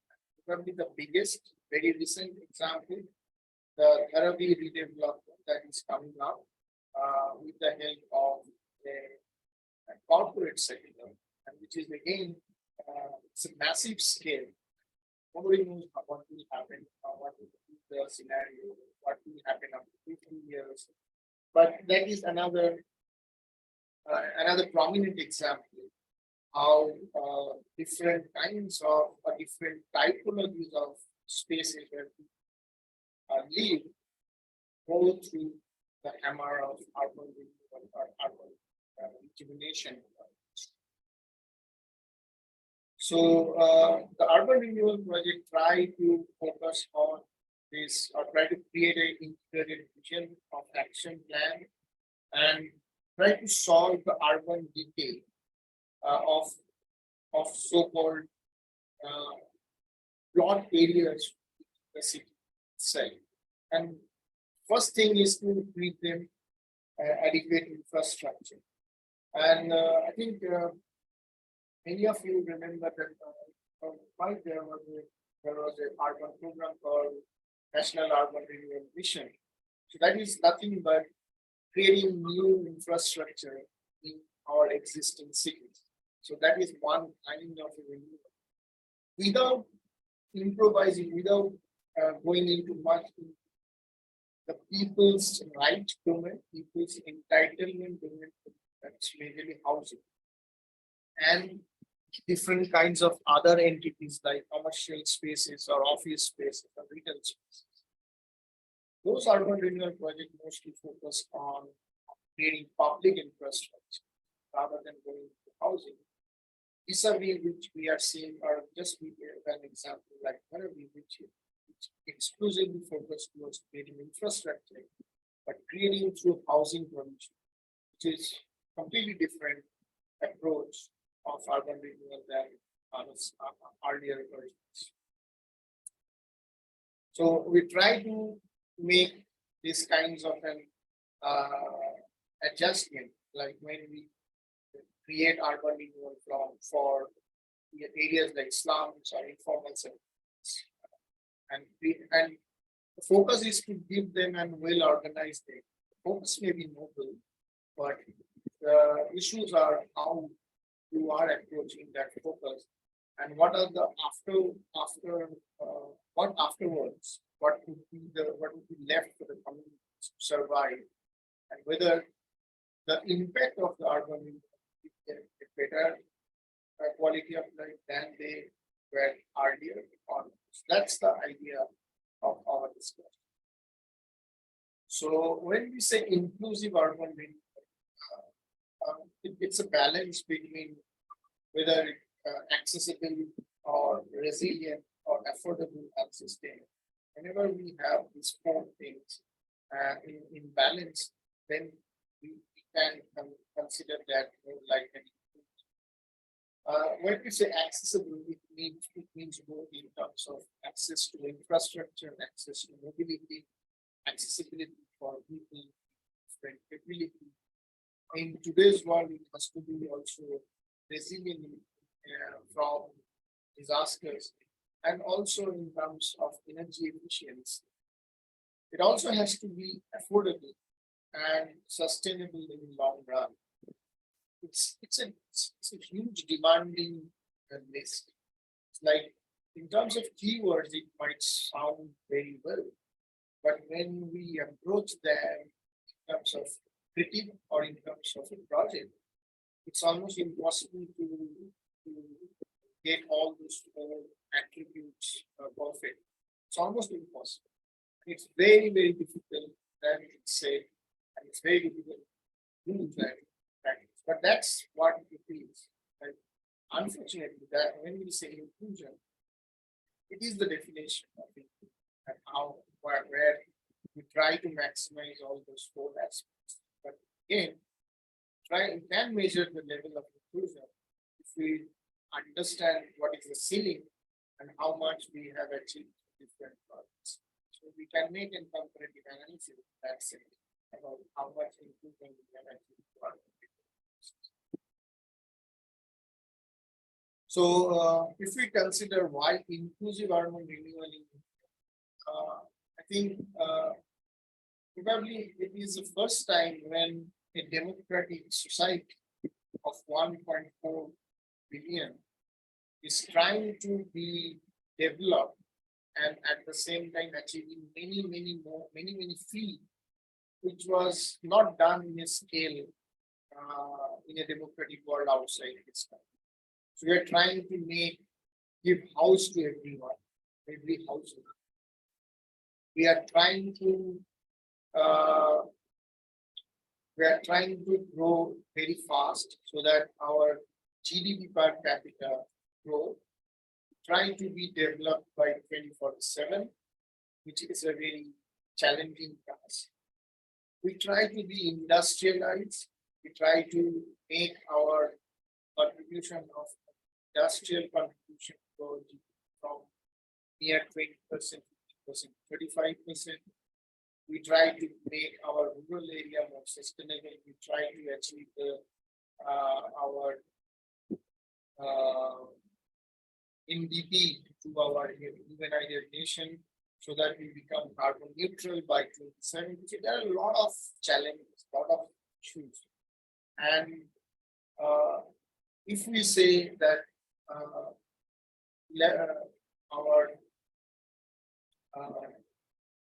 our sustainable development SDG goal 11, and if we want to achieve goal like no hunger, goal like social inclusion, then there is no way we can achieve that if we continue this inequity process while we are growing fast and then try to attain the context of inequity when we are becoming more capable in terms of that's how the development achieved. When they grow very fast and their inequality increases, and then they try to address that. But if we do the same thing, the number of our population is so large, we will become in a situation that more than 50% of our population will be on the other side of our social history. That is impossible for us to do. So for us, it is very important to do this side by side, both grow fast and also achieve freedom. And one of the aspects when you say urban equity in terms of urban renewal, there is fast migration. Cities like Mumbai is now stabilizing. That's what the data says. That Mumbai's net migration is in negative now after many years. But Delhi is growing like anything. So now NCT Delhi or NCR Delhi is almost like a magnet of our net migration, followed by cities like Bangalore, Hyderabad, Pune. So these are the areas where you have huge amount of net migration that are coming. And it's not only about migration of formal sector, but migration of formal sector. So migration who are almost like they are forced migrate rather than willing migrate.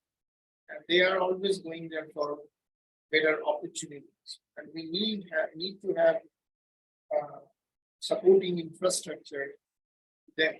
And one of the major infrastructure is housing. How do we house all those people who are coming in our city? So can greenfield development support all this? Answer may be no.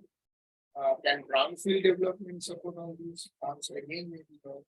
But can they combine to respond to this growth?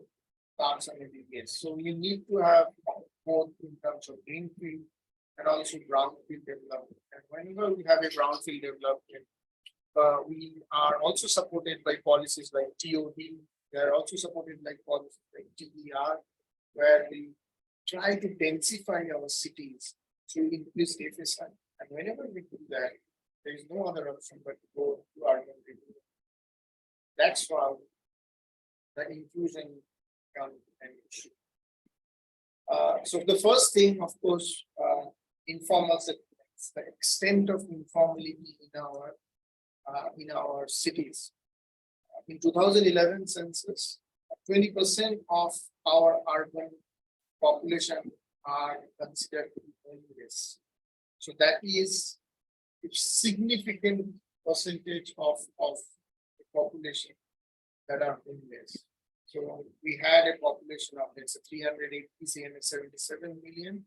So if you consider 20% of that, almost 75 million population are homeless. So that's something.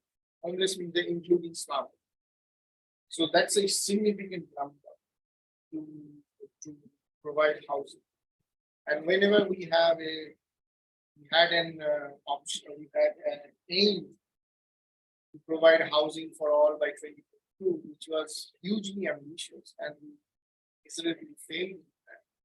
But there is no harm in failing the ambitions unless your ambitions are global. So someday, maybe in 2032 or 42, probably everyone of urban or every urban dweller will have a house. But the question is where they will be housed and how they will. That is the important aspect. So whenever we have such kinds of urban renewal project, information comes from cities like Dharavi, then we need to explore it more deeply and more critically to see its impact as a urban development process. Second thing is about whenever you have an urban renewal, there is an almost synonymously seen displacement of vulnerable populations. That has happened all across the country. Has happened in Delhi, has happened in Mumbai. It might again happen in Dharavi. It has happened in Hyderabad. It has happened in Bangalore. Everywhere, wherever you have an urban project, it always associated with displacement of vulnerable. The question is, what these communities do in our cities? Why they are at first place where they are? Are they just loitering around in the city, or they are just an observer doing nothing in the city? The answer is that they have a significant contribution in the city's functioning. If you remove them, city will stop. There is no way the city functions as it is. The city is functioning economically because of this. You are getting then your vegetables at a price that you can afford because of this. You are getting a service of your your driving or your household your household maid or whatever you call is because of this. So if you remove them, your services your city will stop. That's how our society functions. And it is also important or a prerogative for the city to provide a efficient housing for these people so that they can live in dignity, they can live without having any fear of their health, and they can survive as a household, as a family, they can flourish. So that's the conflict that always comes because they are economically vulnerable or socially vulnerable communities. Often their voices are suppressed by so-called formal or formal and informal forces that act in our cities. That's where the conflict arises. And they are significant percentage of the population, 20% nationally. Some cities it might be more, in some cities it might be less. Other issues of urban renewal, especially urban renewal project that aims with so-called beautifications or making world-class infrastructure in terms of sometimes I call them as an embellishment of architectural expression, where you try to glitter your architectural marvel in such a way that that it creates or that it escalates the cost of your project.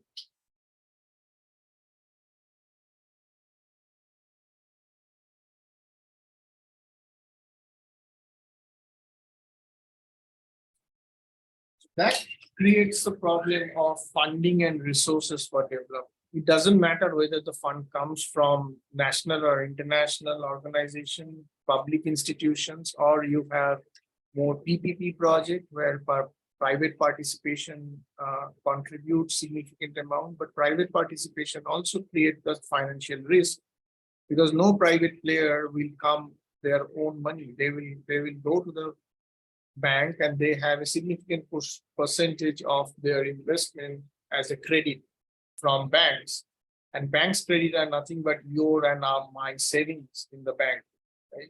So it's again we are in a spot of bother in terms of financial risk if we have so much amount of investment that require for urban renewal project. So it also needs a judicious thinking of the financial process. Even if you go for PPP and you think, okay, that private party will bring the money, but they will not bring the money from their own house. They will bring the money from public sector banks or private bank, and that creates a problem in the overall economy. If that project collapses, sometimes it also creates a huge problem in terms of financial resources of the country. Right? So we have to understand that any of such kinds of projects, whether it is public or private, there is always a risk of financial risk. So that needs to be carefully examined by the state. So the state can be anyone. It can be the local government or the state government or a combination between the two or three. But whoever receive such kinds of an free investment, so-called free investment, needs to consider that risk that it associates in the long run. Okay, so then when we see the principles of inclusivity, we can think of these three principles. One is equity. So which ensures the resources and opportunities of all.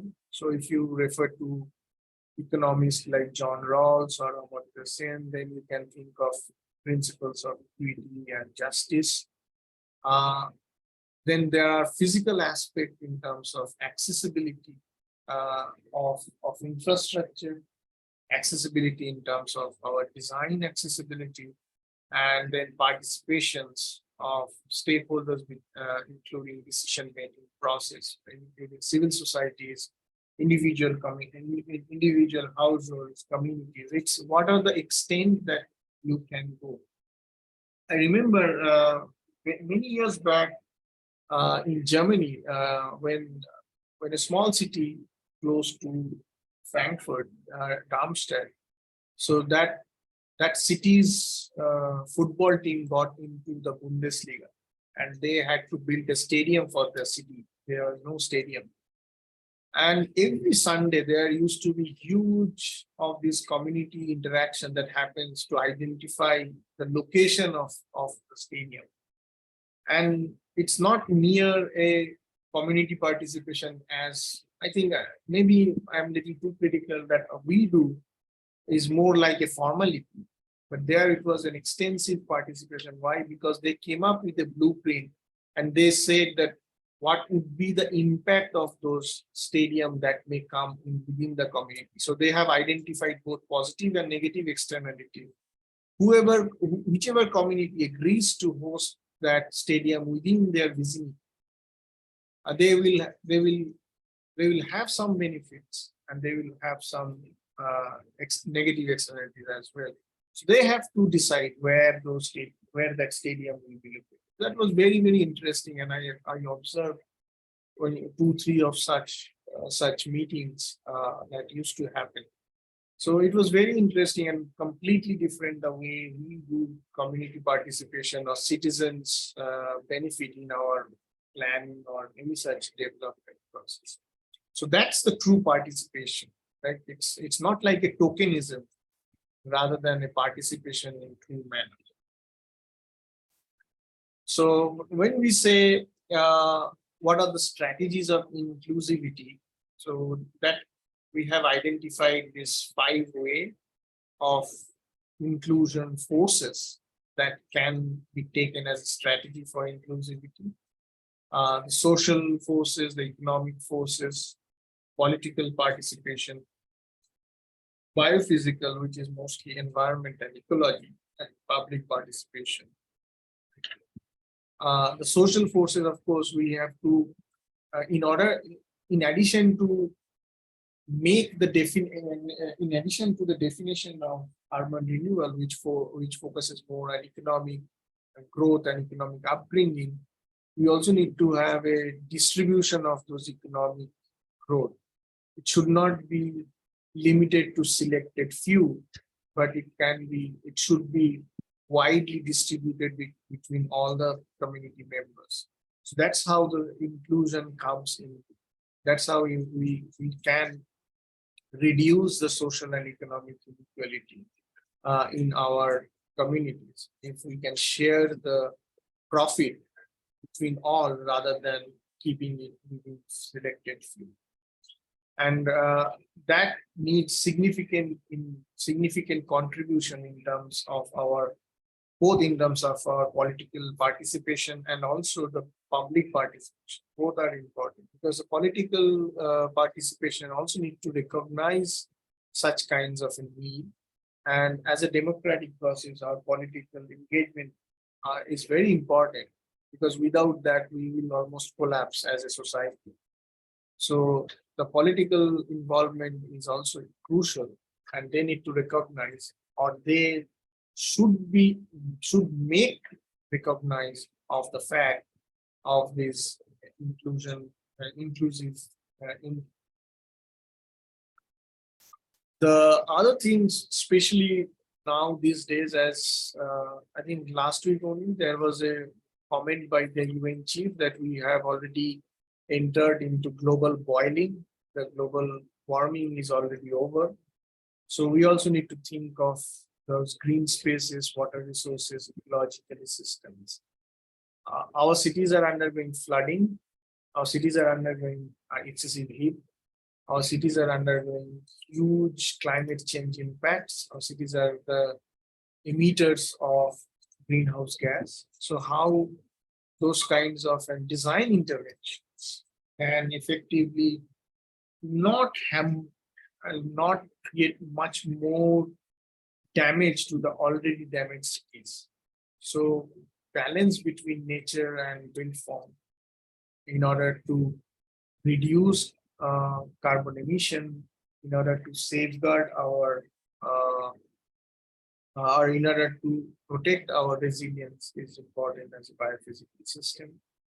And public participation in terms of the the outcome, that is more important, and also in terms of the process. So identifying how individual beneficiary will be benefited. So that's why I gave the example of Germany, because it was a very clear, simple blueprint that if we do this, you will be benefited through this, and you will be have negatively impacted through this. Now you have to discuss and prioritize and try to see that how you can maximize advantage and minimize the negative impacts. So that's how you do participations rather than only seeking for acknowledgement or seeking just okay whether you are yes no kind of a question.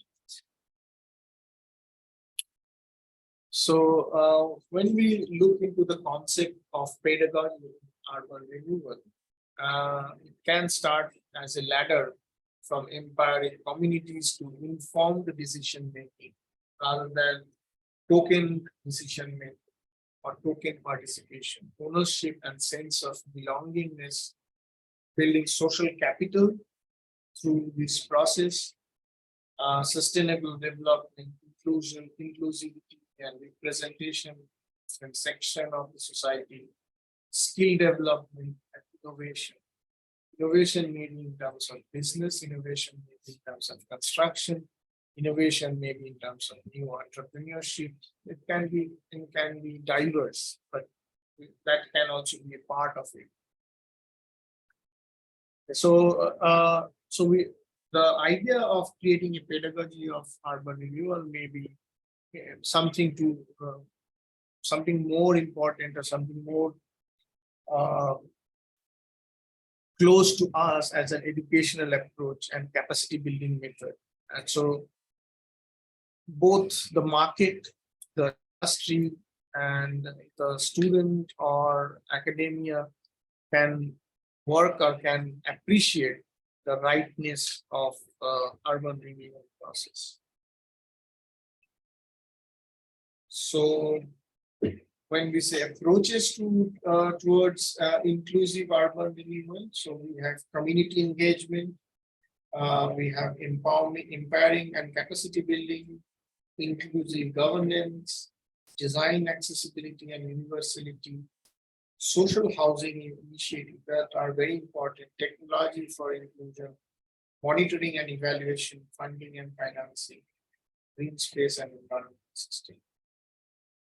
So we will take a look one by one. I will briefly pause for 2-3 minutes so that if you have any question you can ask, or we can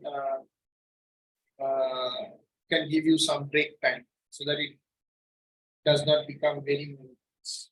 So it's 3:15 now. We will start at 3:17. If you have any water break or washroom break, you can please take. Okay, so the first in the process is community engagement. Community engagement during your planning and during your execution, both are important. I think one famous example would be the Barcelona redevelopment. That's how still going on. It's so very interesting because the communities they have almost like protested with the so much excessive mobility with transportation network within their communities, so much degradation of environment, so much degradation of their health, air pollution, condition.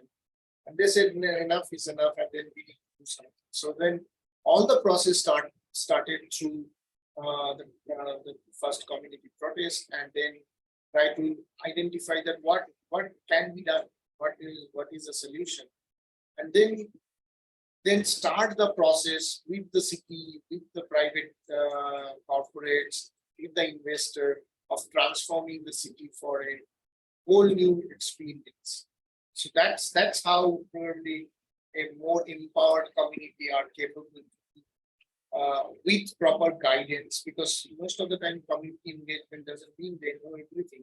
You need to look for their aspiration, you need to sense their aspiration, you need to assimilate their aspiration into a technical knowledge that the technocrats have, and try to give them a better alternative for them to choose. That's how community engagement should function. It is time consuming, no doubt. The more the number, the more the opinions, the more time it requires. But in the end, the product might be much better than the top down, and the you don't repent after you do such kinds of an implementation. So the community engagement always comes with your empowerment and capacity building. Right? Capacity or it's not easy for a common community to visualize what an architect or urban designer or an urban planner is conceptualizing to transform this. They are everyday people, normal everyday people. They might be working in some other places, they might be expert in some other places, but they may not know the architectural or urban development nitty-gritty. So it has to be very, very simple in terms of expression, in terms of sketches, in terms of writings, so that they understand what you are trying to do, not like very complicated jargon or something that makes or that sounds very, very interesting, but they don't understand. So empowering them through information dissemination, through idea dissemination, and then make them involved rather than asking them for only to say yes, no, or and then consider that as a community. So that's how you empower through capacity building of the community. And whenever we have an inclusion in terms of community engagement and empowered community, they form a significant portion of the government, of the institutional decision making process. So in order to achieve a collaborative mechanism between formal and informal governance, this interactive community and empowered community participation is more crucial and more beneficial for product delivery rather than superficial community engagements. And our society is very heterogeneous, so it's not like very homogeneous in nature. So the heterogeneity is again it's a problem when you consider for decision making, because you need to approach to many different categories of people, many different types of people, and then you can only get their opinion on board, their ideas on board, and then with your expert act or expert knowledge, you can mold those kinds of ideas, those kinds of or into an effective solution for the urban area. This has become almost like a must do in our cities, whatever we do in terms of accessibility and universality of our design outcome, particularly for public spaces and public buildings, where everyone is using without and allowing all human beings to experience those spaces. Right? So that makes more socially inclusive, socially cohesive design and experience out. Environmental sustainability, the ratio between your built up area and non-built up area, the engineering and technology that goes into your technology, your solution of infrastructure, your solution for environmental disasters or threats that one experience or one expect to experience in the medium to long term. It can be drainage, it can be reducing urban heat island, it can be infrastructure accessibility, it can be integrating mobility, green mobility. So all those aspects in urban design and architectural design of your urban renewal project. That are another considerations for an effective urban renewal pedagogy. Mobility solutions is particularly crucial because we are experiencing urban renewal in many places where TOD policies and TDR policies are placed. TOD, of course, it tries to tries to densify based on public transit, but many of the time that public transits are not accessible, both in terms of last mile or first mile connectivity, both in terms of green mobility, to access to your main public transport on which your TOD is dependent. So then we can consider those micro mobility, which is your first and last mile connectivity, and make your infrastructure more pedestrian friendly. That are crucial when we consider urban renewal project.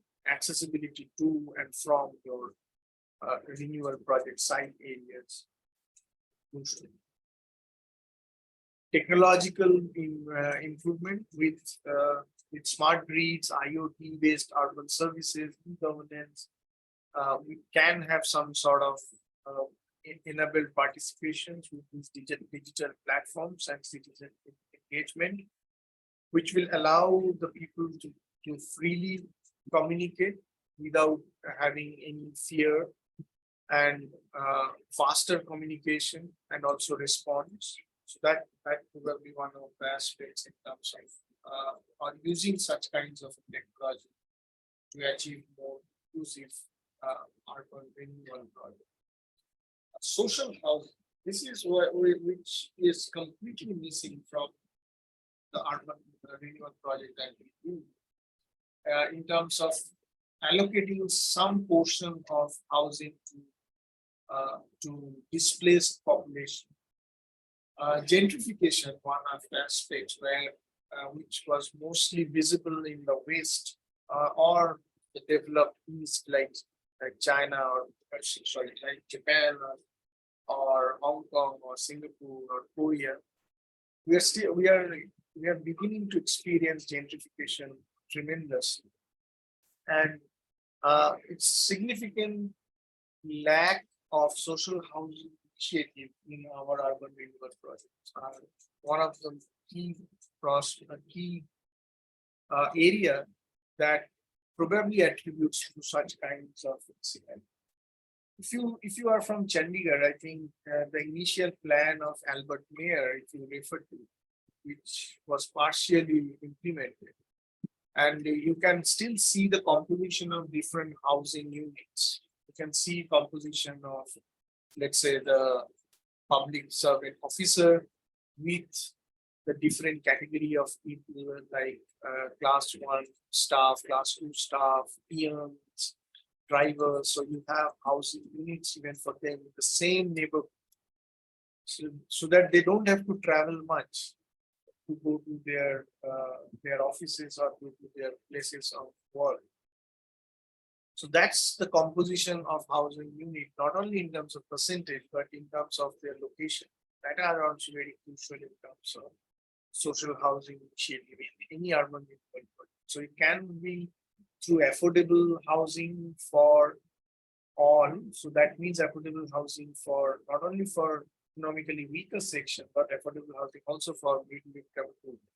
Affordable housing also for high income group, and not only the super rich who can afford, who can buy an apartment or a villa for 3 crore, 4 crore, or 5 crore. So you also need affordable housing for middle income group, also need affordable housing for high income group. And also the slum rehabilitation and upgradation project. If mostly it is preferable in situ, but at least it has to have certain kinds of a proximity to their working areas. This is one of the key aspects which probably the urban renewal schemes still doesn't include, at least in Indian context. funding and financing. So it is excessive dependence on private sector may be beneficial in immediate or short term, but medium to long term financial risk has to be considered. So that's why you need to take a look at a budget. Doesn't matter whether it comes from a public or a private entity. You cannot just sit back and relax, oh, this costs 5,000 crore, and but it is given by them. They are not getting their money from their own pocket. They are getting the money from the banks itself. And everyone deposit in the bank. So if the bank collapse, everyone's finance will collapse. So that's how it is intricately networked financing system in our societies these days. So we have to check in terms of budget constraint, land acquisition cost, land pooling schemes, risk management, long-term financing rather than short-term benefits, and community resistance to excessive or through unnecessary cost escalations. Monitoring and evaluation process helps in terms of effectiveness and its efficiency. So as I was mentioning, the monitoring of post-occupancy evaluation is one of the crucial, because it gives us a lot of learning curves that come into our way.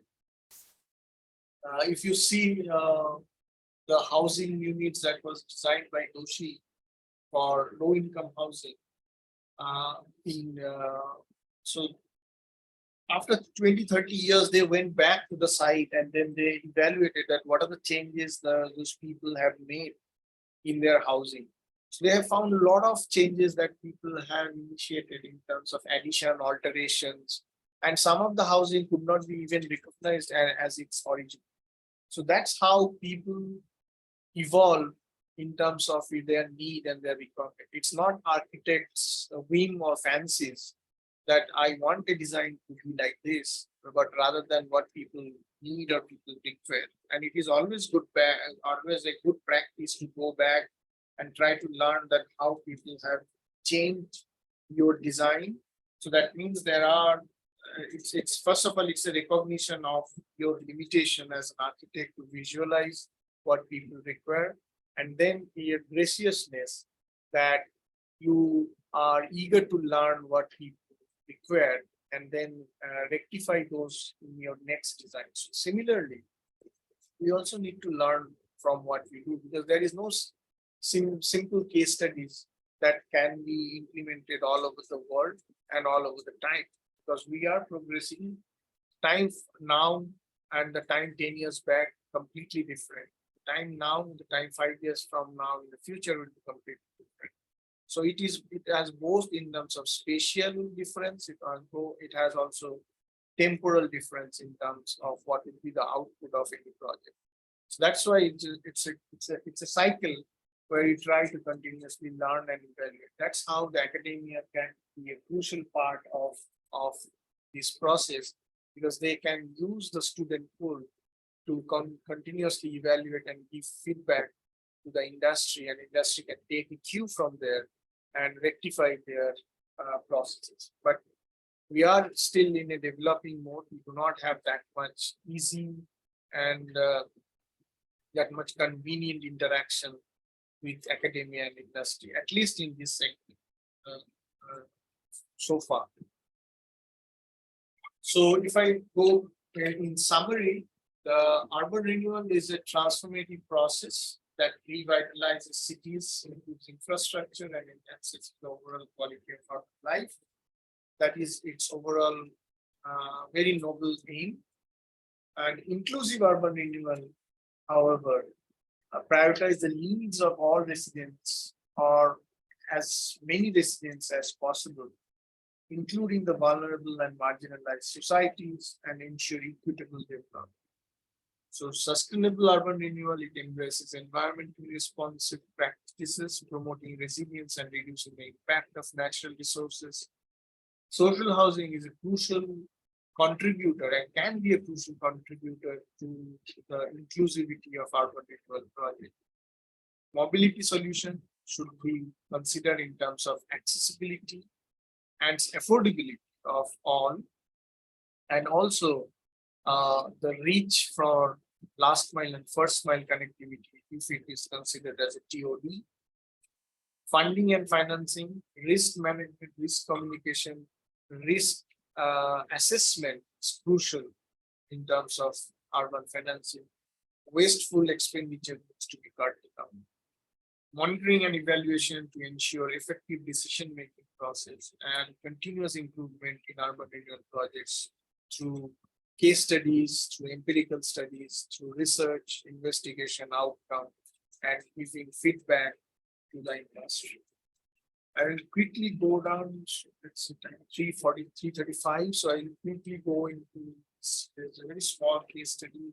Ayanagar urban development in Delhi is close to Gurgaon, somewhere here in Jomse. It has a population of 150,000.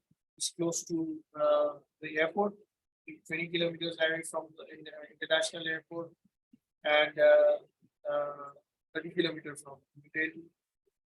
It also has an easy, not easy, but at least access to ISBT Kolhapur. So this is the satellite imagery, how it has changed very rapidly from 2004 to 2007, 10, and 2013. It used to be an originally settled area by the indigenous community there, and but it was acquired by the national government for its security establishment sometimes back. So during the 2004 to 14, we underwent for construction and massive transformation projects, and the original settlement, how it has transformed, it consists the original residents of Ayanagar village, the Lal Dora extension, which is an adjacent, and other phases were created with blocks, and also another colony. So they try to avoid the process of gentrification or mass eviction by including all the original residents within the project area. It was a lot of environmental issues in terms of its in terms of its gradients or in terms of its slopes. There are a lot of issues in terms of waste, cesspools. There are a lot of unauthorized colonies. Village streets were transforming into small kind of a ghetto kind of a scenario. Haphazard growth, then also solid waste management issue, drainage issue, you also have electricity issue. So a lot of changes, lot of problems that was there in the site. They started with identifying both physical and social infrastructure requirement for a population of 1.5 lakh, much like your capacity analysis of the population and its requirement, both in terms of physical and social.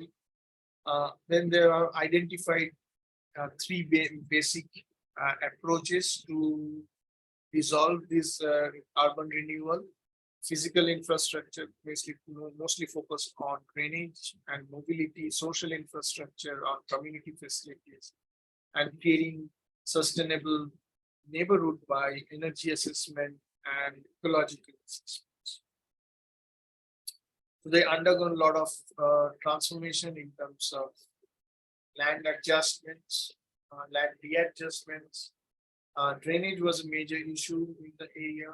So drainage was resolved and was probably prioritized. Also the segregation between black water and gray water from the houses, and treatment, appropriate treatment. Mobility was revised in terms of new cross sections with more pedestrian, allowing footpaths for vendors to have more local community engagement.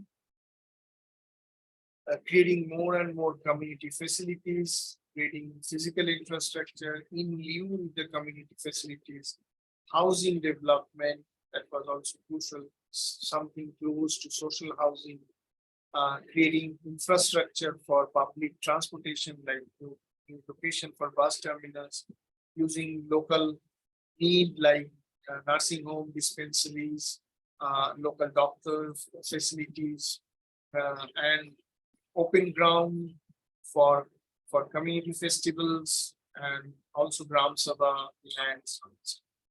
That also created new housing, new tenements. Some are public, some are private, some are PPP.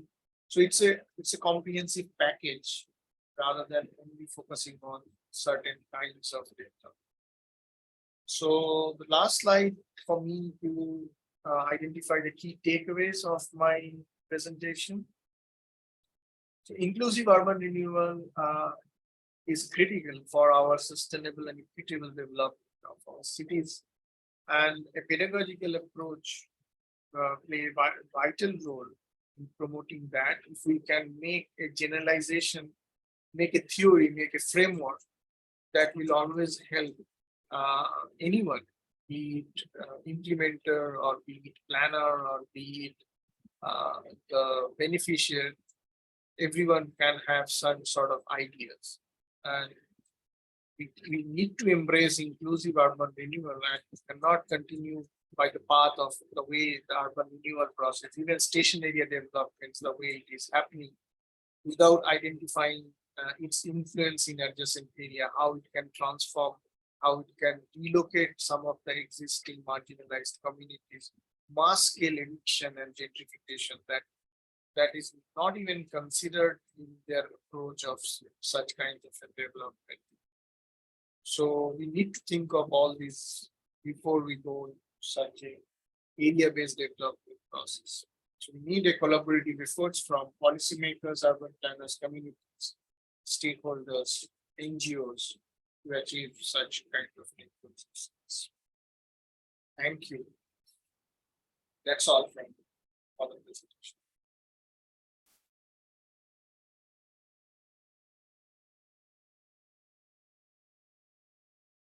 Thank you, sir. That was a really great presentation. The issues that you highlighted in your presentation, some really practical aspects of our society, of urban areas, and most of the times they are just overlooked upon, not considered while different sort of planning is done. And especially at the college level, making students understand these things, it becomes very difficult.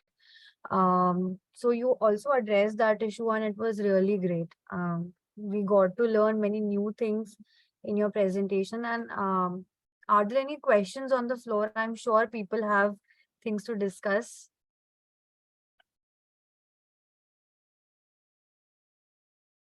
Are there any questions for sir or anything that you would like to say? I guess everyone is still grasping in the presentation.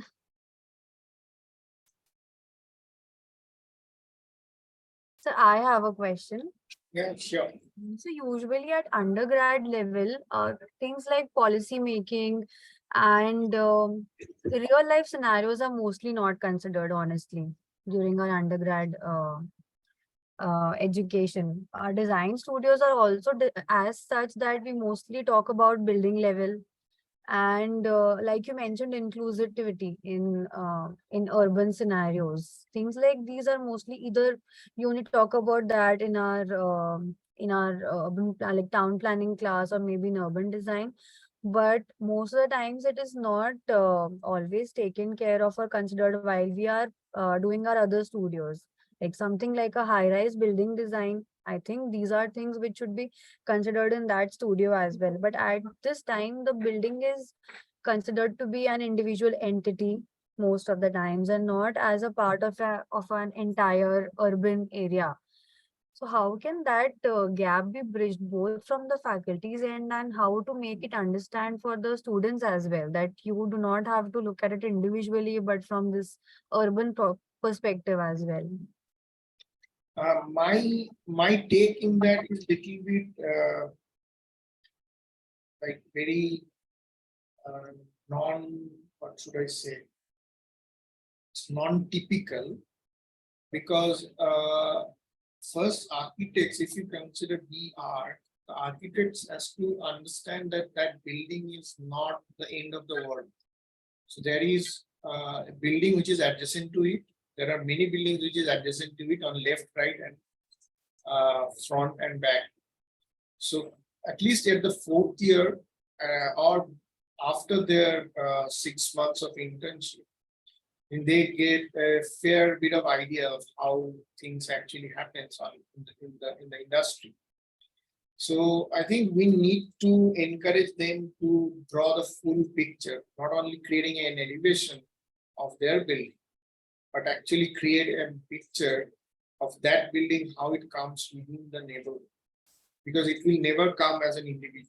That's why I think sometimes I call, jokingly, that architecture is a very selfish profession because they only consider their client, and even in their elevation is selfish because they think that that is individual building and nothing exists when left, right, up, down, everywhere. So that things has to be changed, and it is also crucial in terms of theoretical understanding of architects. It is very crucial for architects to understand how the community functions. It's very crucial for architects to understand how the local economy functions out of one building, or especially if it is a non-residential building or a mixed-use building. How the locals, how the society changes when with one interaction. That's very crucial in terms of architectural pedagogy, in terms of theoretical understanding at second year, third year. And when in fifth year, I think they should always encourage to have an architectural perspective, not only their own building, but what happens in the neighborhood out of if the building is constructed. That idea will create a lot of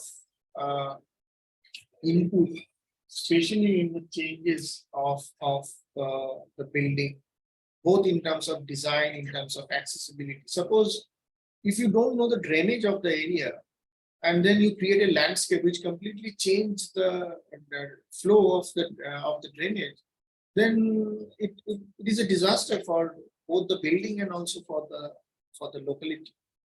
So you have to understand beyond that. So that's why, at least in fifth year level, we need to encourage that, both in not only in terms of physical, in terms of drainage, or even, for example, you create if you're designing a neighborhood, you're designing a township, and you don't know where your metro line or where your local transport is, and then you create a gate or accessibility somewhere else, then it makes a disaster. So that's how you need to increase your domain in terms of physical domain as a designer, to little larger, and make them more work with the neighborhood of that particular architectural expression. I see great architects of modern days like Norman Foster or Richard Meyer or anyone or any Japanese architect who are very sensible. They never design a building, only a building and elevation and sections and that's all. They always try to create a view where they put the building within that neighborhood, whether it is a bird's eye view or a different eye view. That's how you visualize. That's how it will look when it will build. If you don't do that, then the sensitivity of architecture will never. So that's my take. Make architecture more socially inclusive rather than only focusing to clients' benefit. Yes, a very well said by you. In fact, I agree with you because I've also seen thesis work by students when they're in their fifth year and they are maybe working on something like housing or on a large scale project or maybe some campus that they are developing, but somehow still that is aloof of its surroundings and its environment because they are never taught to think about these things. The perspective is not that widened at that stage also during their thesis also. that these things are somehow left out. So, yeah. Ritu ma'am has written a question in the chat. Ma'am, can I request you to please ask the question yourself to sir if that's possible? Yeah, I can read that. Inclusivity in cities in India has been practiced in the past as well. How has it affected today's city design? I'm not sure inclusivity, which I consider as inclusivity, is practiced. For example, either in city making process, either in urban design or in neighborhood design, right? So mostly happened in terms of tokenism. If you consider, let's say, from bigger perspective, like it's a, let's say, Delhi master plan to town planning schemes or local area development plan. Nobody is being given a blueprint which says that we will have this much positive and these are the negatives. Everyone said, okay, you will have this, you have so much money, you have so much this and so much that. And then once they are almost like getting to the project, and in the end, sometimes it is not as merry as the picture was painted initially.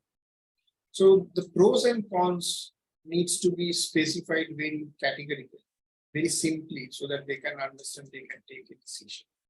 And this process of, let's say, democratical participation, where 51-49 is considered as a kind of go for the study, go for the project, sometimes also make things difficult for the other 49ers. Or even in, if it is not a land acquisition or under land acquisition act, if you are going to town planning schemes or something like that, then again the state town planning have a percentage of 70 or 80. So what happens to the remaining 20 or 30 who doesn't go for this project? Same thing happened in urban design, for example. Now, recently Chandni Chowk urban design renovation has happened. There is a huge urban renewal. Now you see that it has made all the streets completely concrete. Now, Delhi, which has a 45 temperature, which has so much of flooding issue, how can such kinds of a design intervention will respect your environmental, what should I say, environmental sustainability or your comfort as a shopper? There is no trees, there is nothing. So such kinds of an insensitive way of urban regeneration or urban renewal projects, I'm not sure whether they have taken due input from the travelers, due input from the shopkeepers, but it doesn't seem in terms of the design intervention. So if you have a concrete of that much, it increases your precipitation, your flow of precipitation, it increases your UHI effect, everything, it's a disaster. And there is no way you can go back. So such kinds of an even design aspect is not very ideal. So those are the things needs to be considered when you do such kinds of an urban renewal, be it public or private. Thank you, sir. Any other questions?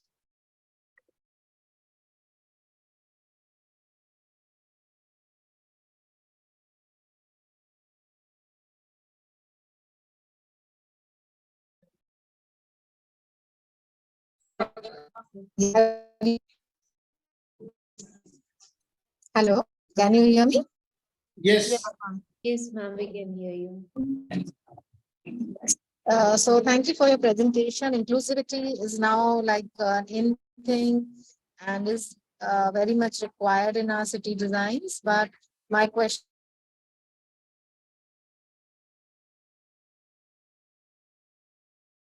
There is a disturbance from ma'am's side, if I'm not wrong. Yes, we cannot hear ma'am's voice. Can you hear us? Yes, I can hear you. Yeah, ma'am, we are not able to hear you. So can you read out the question? I have written in chat. Yes, ma'am, sir actually addressed your, he was just answering to your question. Okay. Okay, because I couldn't hear properly. So Okay. okay. Ma'am, we will be sharing the link so that you can rewatch this entire video as well in YouTube, because it's live on YouTube. So once we get the link, I will share the link with you. Thank you. Thank you. Thank you. Okay. Okay. Can we wrap up now? Yes, I think thanks Mera Banta is सबसे important, because I called Arindam and he showed up. So that's a privilege. And at the same time, I'm very fortunate that I'm in association with such kind of people who are making the difference. And we can bring them to such a platform where all of us can benefit from that. So thank you, Arindam Vishwasa. That was a great session. And I hope we have more collaborations like this so that we can try to make every day a little better and put some good feet toward the development of the society or something like that. Yeah, thank you. And I hope that whatever I shared makes sense, and maybe it would benefit all the participants in their teaching. Yeah. We hope so, because teaching is the important part of architecture, whether we like it or not, but we are the change makers. And that name cannot be taken from us, because what we imbibe, we are like the parents of a small kid. When we imbibe environmental safety, environmental preservation quality in the kid, then he grows or she grows up to be a better person. Same things we have to imbibe at the college level as well in our students, and hopefully they will become a better architect who are conscious, who do inclusive planning, who understand the society a little bit better. So that will be our efforts. I hope we all agree to that point. And we are looking again forward for such kind of interactive sessions where we can learn more from you. Yeah, anytime. Thank you for inviting. Thank you so much, sir, for accepting our invitation and most importantly, giving your precious time to us. The presentation that you gave today was really very good. It was very insightful, in fact, and it opened some new avenues of thoughts for all of us. I personally got to learn a lot from it, and I thoroughly enjoyed your presentation. you. So I just have a small request. Can you please share the presentation with us for future reference? Yeah, sure. I will email. Thank you so much, sir. Thank you, sir. Thank you for joining us today. Bye. Bye-bye, sir. Have a good day. Bye.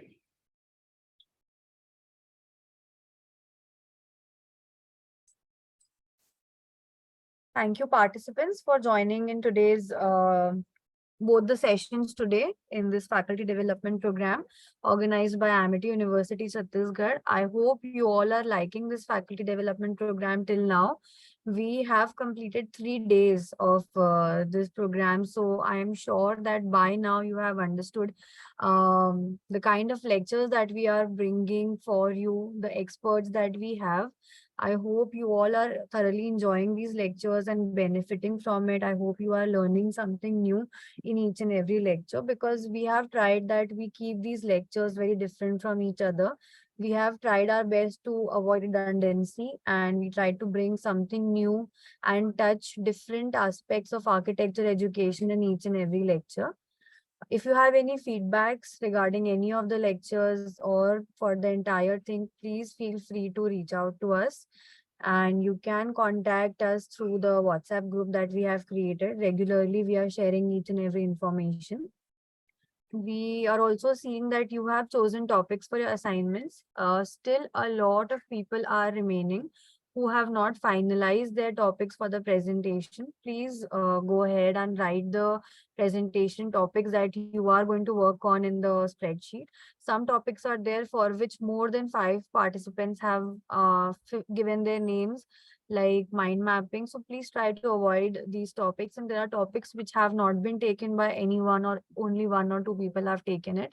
Please try to go for those topics so that we have a variety. In the last day of this faculty development program, we will be discussing all the assignments that we have done. So we'll be showing these assignments to Pradnya ma'am, and we have to explain what we have worked on, what was the idea behind it, what was the concept that we took, and just our experience while we were making the said assignment.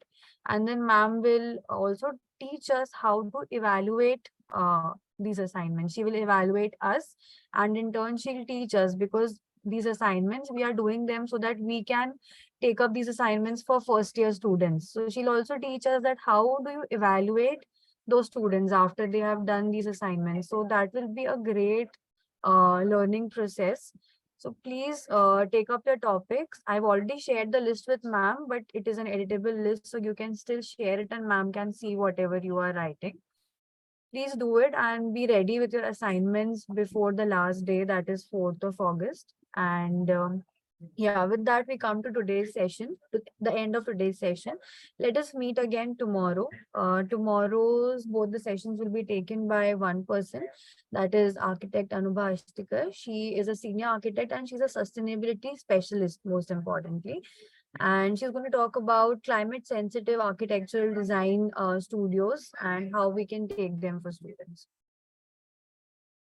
Kritika ma'am, sure. I have requested sir for sharing his presentation with us. I have still not received it. Once I receive both the presentations from the first lecture and the second lecture, I will definitely share it with you all in the group. If there are any other queries, you can ask me. Any queries or anything is there, you can please share. Okay. Okay, thank you everyone for joining. Yesterday's building service presentation as well. Sure.